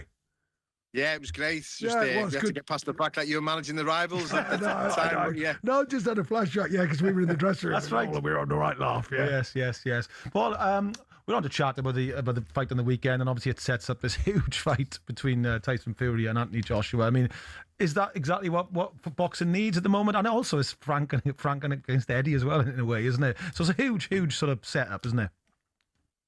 Yeah, listen, I think, being brutally honest, the fight's probably 5 years too late in a lot of people's opinions, but me especially, I'll be the biggest hypocrite of the lot, because although I think it's too late, I'll be glued to it. I'll be the first one to sit down and watch it, or I'll be trying my best to be there, because we still want to see it. Why I like the fight even now is they're both evenly matched relatively in where they are in stages of the careers. It's not as if one's really excelled and is a bit younger and the other one's fading. I think both are probably on the back nine. I think that's fair to say without being too disrespectful to them both, but it's still the biggest fight out there at the moment in the heavyweight division, and in Britain especially. I was going to say, because I'm not mad on the boxing. I know these lads from a concert, but I don't know that much about it. But I did actually catch the fight. Yeah. And it was an odd fight, I thought. I'm no expert. Yes. The way that to and fro was mad. There's been a tweet. I've seen this tweet, Paul, Simon Jordan put. I like Simon, he's a good lad, actually. But he said he's tweeted not having that anti-Joshua fight. Dropped twice and sets the tempo. How's that? Prenga, totally different in the second. Something not quite right. All designed to rinse maximum amount of money. Well, it did look, there was some nervous faces in the background when Joshua went down. I thought, see a few of the people involved in the business going, oh, God, please get up. I'm in one or two group chats, and someone in the group chat actually said the same thing. I'm not having that. He didn't throw a punch in the second round. But from me watching, I was commentating on the night. You heard my little voice on a clip with Spencer then and John Rowland from the night. Yeah. From watching it where I was watching it, I think AJ just didn't warm up. Joshua started very cold. He was bone dry when he got in the ring. He didn't look like he'd had too much of a warm up. He was definitely caught cold. And I don't care whether you've had 20 knockouts, 30 knockouts. If you've had all your wins by knockouts, even if it's a fella on the couch, it's difficult to knock another man out. Yeah. So if you've had 20 of them, then you're obviously a big puncher. And I think he caught Joshua cold. And then once you've been down once, you're going to probably go down again because you're still buzzed, you're still concussed, your legs are still a bit unshaky. But I thought he rolled it out very well. I watched it back when I got home on like yesterday, Sunday evening, and I watched it, and it was actually better than I thought. Because on the night I thought this is catastrophic. I can't see that fight happening now. What I did think was that maybe after everything that's happened with the tragedy with losing his friends and the crash, which he suffered a lot of injury, and he's maybe not ready 100% just yet. But to answer that in a positive, the only way you're really going to find out is by being in there. I think with footballers, you can usually tell when the match fit or when they're just fit. With fighters, I think you can tell when the fight fit. But in there, mentally finding out, I think you can only do it by getting in there. So he took a gamble. It almost didn't pay off, but it still paves the way for this mega fight, which I think all of us, whether it be morbidly, excitedly, or happily, are looking forward to it. I just think it's a great view, mate. So for me, because I wouldn't understand that. So it's a brilliant view. Yeah, I mean, like I said, the psychological effect of the crash and things like that, it's going to have effect. And Paul's absolutely right. The thing with the big boys, Paul, is you've always got a chance of landing a big punch when you're a big man, and that's exactly what happened in the first round, isn't it? Yeah. Absolutely. You know, heavyweights, when I was a kid growing up, I idolised Mike Tyson. I loved how he fought. I loved everything about him, the explosives. Mike Tyson was 5'11", the same height as me, and 15 stone 4, 15 stone 5. These heavyweights now are 6'6", 6'7". Tyson is 6'9", I think. 18.5 stone, 19 stone, 20 stone. When they hit you stay it. Yeah. And if they catch it on the chin, I don't care. When people, I've seen a lot of people saying, "Oh, he's got a glass chin." At heavyweight with these fellas nowadays, any shots asking questions of you. Yeah. The gloves are quite small and less padding in them, and the massive, big fellas hitting you on the chin. I think at heavyweight, anything can happen, and that's why it's the glamour division. That's why it's so exciting, and that's why people tune in to watch the heavyweights. It'll always be the most glamorous division because of that. Anything can happen. I was just thinking of, Paul, it's always quite funny when you look at social media and some lad I know is going, he's got a glass chin, and he's some big lad sitting on a settee with a pint in his hand. I'm going to go with some fella. You're going to see it, though. And in Sean's game, you know, I've never kicked a ball any more than Sunday League standards, but you're watching and you think, he's not that good, him. It's like, he's an unbelievable professional footballer on 70 grand a week, and you're sitting there in your underpants going, he didn't do well there. Listen, it's sport. We all do that. We've all got opinions. I swear Sorry. No, I was going to say, I swear you're spot on, because the reason why on these shows I don't get involved in the other sports because I've got no depth of knowledge about them, and I would prefer not to get involved in something, you know, generalised throwaway. That's why I said I'm dead interested in his opinion, because I'm learning, you know. Yeah, absolutely. Yeah, you know, I don't get involved with Simon. He's good at boxing and the cricket things. I don't get involved because I know I've got no depth of knowledge about it. I agree. I think if I watch the football match with you, Sean, you're watching a totally different game than me. You're 10 moves ahead. Yeah. You're watching what's going on off the ball. I'm sitting watching whoever's on the ball and possibly whoever's open up there. I'm a Liverpool fan. I watch every team in the league twice a year when we play them. I don't necessarily watch football. I go to the match, I've got a season ticket, and I love the football, but Liverpool, and I'm watching it, and if I'm watching it with a pro or I'm lucky enough to watch it with any lads who can play, they're seeing a different game, and they'll point something out to me and go, but he's only good when he comes on as a sub. He's only good when we're winning and he comes on. When we're away from home. There's so much that I miss, and it's the same with the boxing. It's the same with the boxing. We're seeing different things, and we know how difficult it is as well. But it's like anything, pros make things look easy. When you're watching boxing and they're making it look easy, you think, well, I could probably do that. But then you go and try it, like me with the football or the darts or the snooker. It's so much harder than it looks. My favourite's always snooker. I say that to people. I said, have you ever tried? You know, when you're a kid, you used to be buzzing to get 11. Yeah. You understand that when you see them doing it, and you just think, I could do that. They're like swimming pools, aren't they? I know. When you get there, when you're a kid and you pick them up, you go, oh, wow, look how big the table is.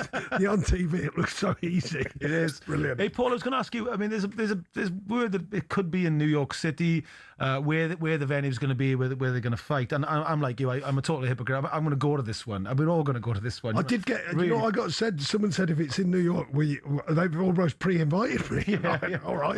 Yeah. But we were thinking, should it be in London? This one, Paul? Do you think should it be? But should it be at home? We could take it in your country, in God's country, in Cardiff, couldn't we? Like you all say, it could be there because there's a roof there. Boxing country, a roof on that stadium, isn't there? So I seen a few fights there. That could combat the cold in November time when they're looking on having it. But again, I think it should be in Britain, but it's like anything in sport, especially in boxing. Whoever's paying the band picks the tune, and if they're trying to generate enough money to pay both fighters, then if it's in Madison Square Garden, the tickets are going to have to be a fortune just to cover it, because the gate's obviously a quarter of what would be at, let's say, Wembley or the Principality Stadium in Cardiff. So then you're going to see fans placed out. Whereas if it's at a stadium in the UK, 100,000 seats, 90,000 seats, you're going to get the average fan going, and that's what it's about, really, the fans. You know, sport without fans is nothing, but obviously sport without the athletes is nothing, and those athletes have earned the right to command the purses that they're getting. So if they want paying what they're due to be paid, they might say, well, you're going to have it in Madison Square Garden, Las Vegas, or in Saudi Arabia, where the majority of the money in boxing is now. But I think we just want to see it happen, and I think they've signed for 2 fights. I think it's going to be on Netflix as well. So everyone will get a chance to watch it in good quality, and most of the world have got Netflix now. The way it's gone, it's an unbelievable app to have. So I think that's how it's looking at the moment. But yeah, I would love it to be in England, in the UK. But even then, if it's here, it's going to probably be at 2 a.m. Yeah, it'll probably be another one.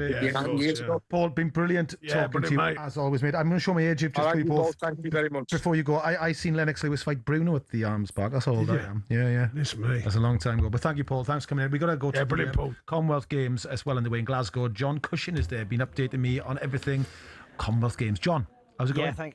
It's going well, Johnny, because 5 home nation medals now at the gymnastics this afternoon. 2 more for Scotland in the last hour, and a bit of a Well surprise. done, Scotland. Yeah. Yeah, well done, Scotland.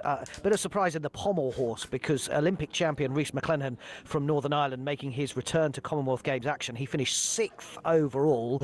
Reuben Ward, the first ever Scottish all-round men's champion, won silver in the pommel. Teammate Cameron Lynn getting the bronze. Canadian Jordan Carroll winning gold. A huge score of 15.0. England's Luke Whitehouse earlier won the floor final. Abby Morgan silver in the vault, and Abby Roper for Wales the bronze. Now England netball returned to winning ways, thrashing Malawi 73-38 in the last hour, and played 4-1-4 for England men's defending 3x3 basketball. They've just beaten Malaysia 21-19. England's men and women's wheelchair basketball teams both into the semis tomorrow after 3 wins from 3 tonight. 9 golds in athletics. World silver medalist Georgia Hunter-Bell for England goes in the first round of the 800 metres, and world champion from New Zealand Geordie Beamish in the 3,000 metre steeplechase. There's 6 home nation fighters boxing tonight, and Adam Ramsey, PT and Duncan Scott are in swimming finals.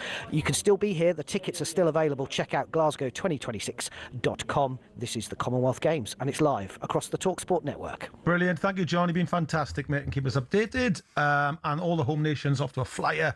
Great to hear. You listen to Owen and Dyche on talkSPORT in partnership with Tool Station. Only got time for one stop? Well, the first stop, Tool Station.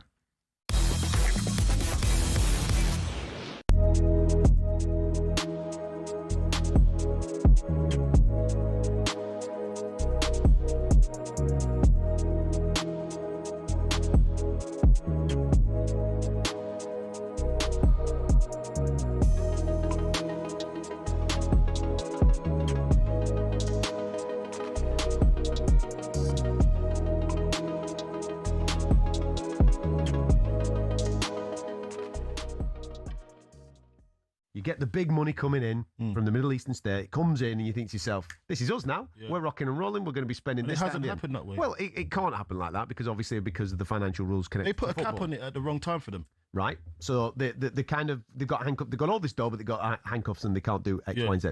But when players are going out for fees and stuff, then obviously that needs to be reinvested, and you need to obviously reinvest it wisely enough to be able to strengthen the side and be able to kick the side on. Eddie Howe's done a wonderful job getting them into the Champions League. They've won trophies now up there, doing absolutely fantastic stuff. Do you believe that there will be a point, maybe even now, maybe even it's before the season starts, is there a point now where he's thinking to himself, hang on a minute, this ain't for me, I'm going in a different direction? Yeah, but because look, what players can they attract now? What players can they attract? You look at it, can they attract, because they got the money, could they attract Diomande? Probably not. Could they attract even could they attract Rashford from Man United? Could they attract him? Do you know what I mean? Could they even attract Trossard? Do you know what I mean? Like, couldn't they attract top players to go up to Newcastle and buy into what they're doing and say we're going places? I don't think Newcastle are going places. I think they've hit a ceiling because they can't get any better right now because there's that cap that's been over it. The others that got through, Man City, Arsenal, they're doing their thing. They're buying the top players. Can Newcastle get up to that point? Do you fear for them this season? Yeah. If Eddie Howe is keeping that ship afloat, Eddie Howe is.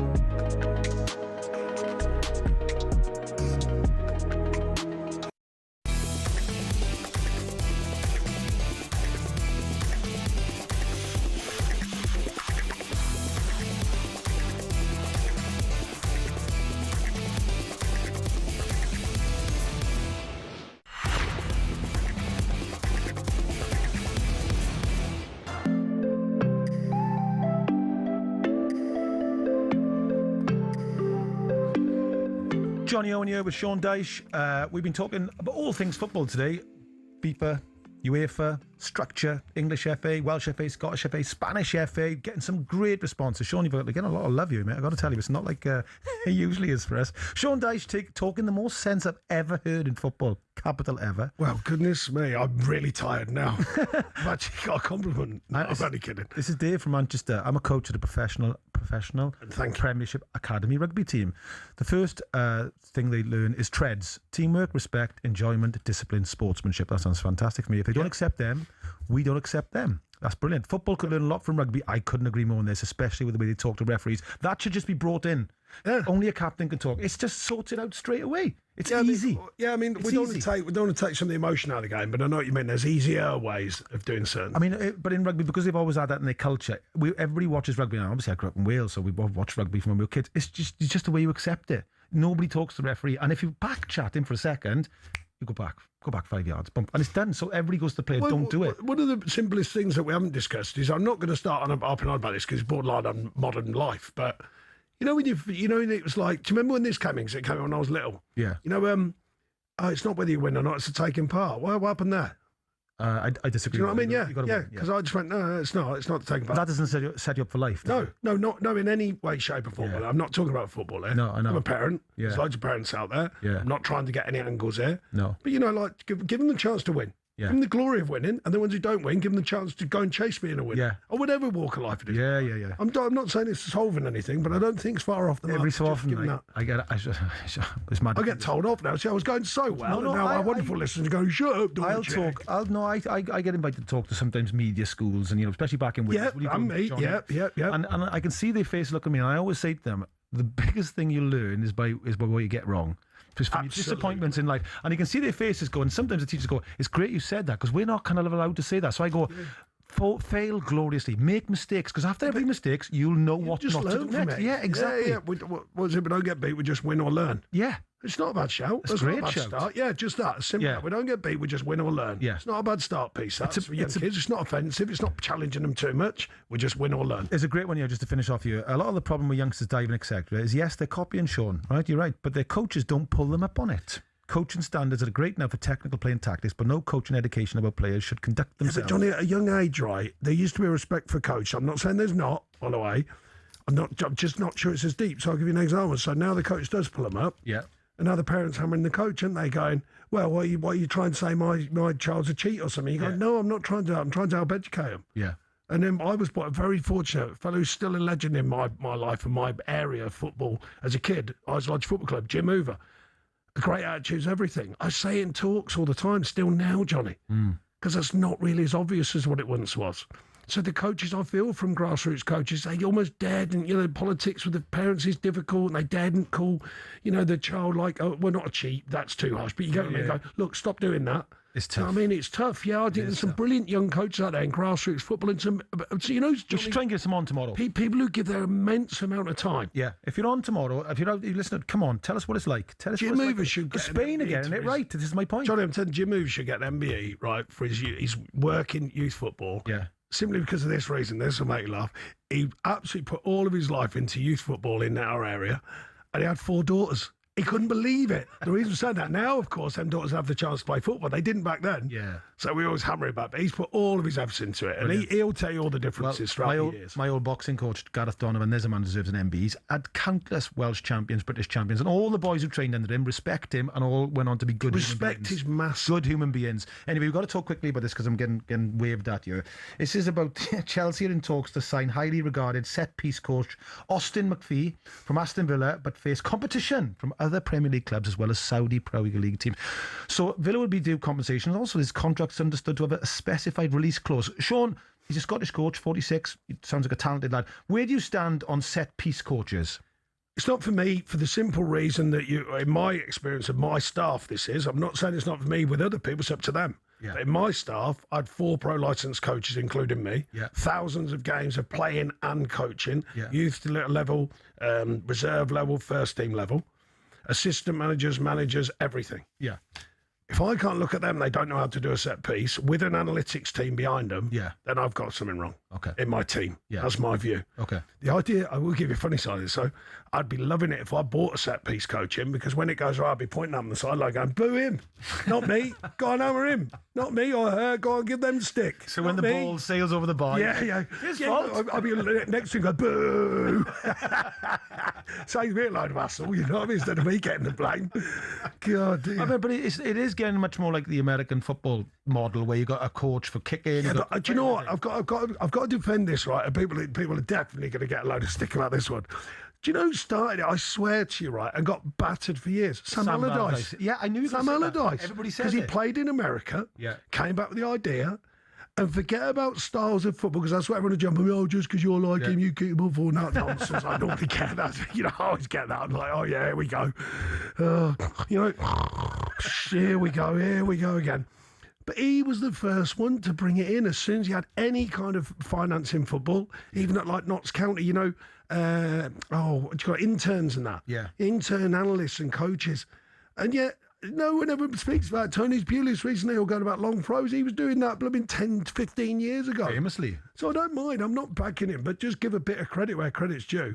Sam Allardyce was doing all these coaching things miles before anyone else. Yeah. I mean, the setup in Bolton was world class. People absolutely. He had psychologists in, dietitians in, all sorts before it was being anywhere near what it is now. Just to round up, a very good show, Sean. Really enjoyed it. We're getting loads of love. We're getting people saying things. I've never seen this before. Tech Man Jordan is saying Dyche for Prime Minister.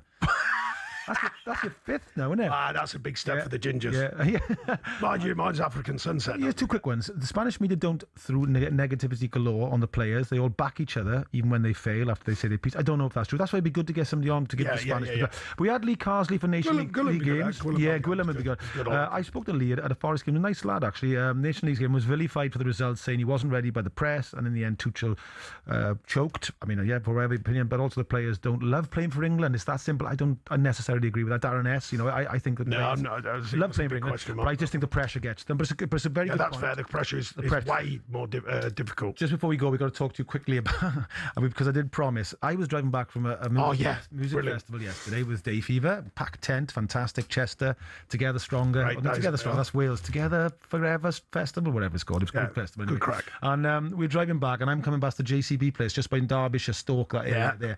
And I hit traffic like you wouldn't believe. And I was very, very annoyed. And tell them what you were saying. It was, tell them what Big said. I was like, who was this? And it was a golfing tournament. I went, golf people did that classic sort of like working class, you know. And then Vicky went to me, Sean's there. Your mate Sean's there. Oh, well, they're probably all right. You know, they're probably decent people. Mark Birch, who's a good friend from my Werewolves days, he's now chairing of Seg Media and Sports.com. And they invited me. Yeah, they invited me. And they were fantastic. We got looked after. I must say, like, I'm not going in the politics of live golf and all that, because I've been to the DP Tour, I've been to the Open and all sorts. Yeah. Very fortunate, as you know, with doors that open.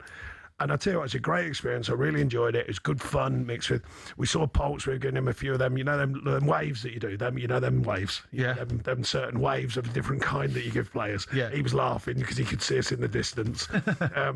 With Darren Fletcher, who's a good guy. You know, and there was a few people there. Ashley Young, so it's good to bump into people. But we got really well looked after, Johnny. And I must say, for all the noise, I've never been to a live event. For all the noise, you know, I know they have a good. Enjoyable. I thought it was very enjoyable. Yeah. Brings a different feel to the game. You know, it might bring different younger players to maybe grow in golf, you know, because it's a different feel and a different sort of inclusion with the fans and all that sort of stuff. So I wouldn't want it all the time, because I like the serious side of golf, and it is serious. They're paying for a lot of money, by the way. Yeah. And they're a bit different challenge for them, because there's noise in that, and they've got to play on, they've got to handle it. You know I may come and join you for a game of golf in the year 2029.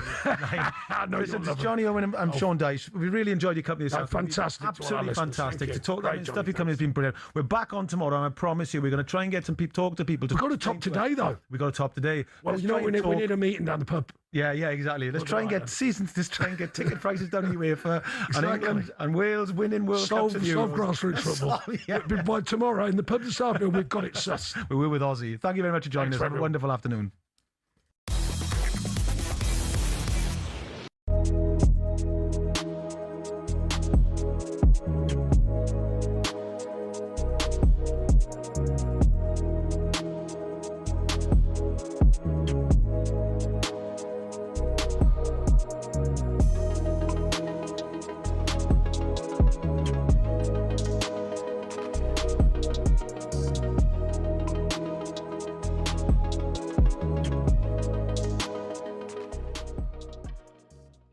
it's boxing. I said it in the interview the other day. It's heavyweight boxing. He got caught by a fighter who's had 20 knockouts. Yes, albeit Prenga wasn't a hugely recognised name prior to that, but you don't get 20 knockouts, without being able to punch. And that's boxing. And the reality is, as AJ showed, it's getting back up from that and building your way back into the fight and finishing it the way he did.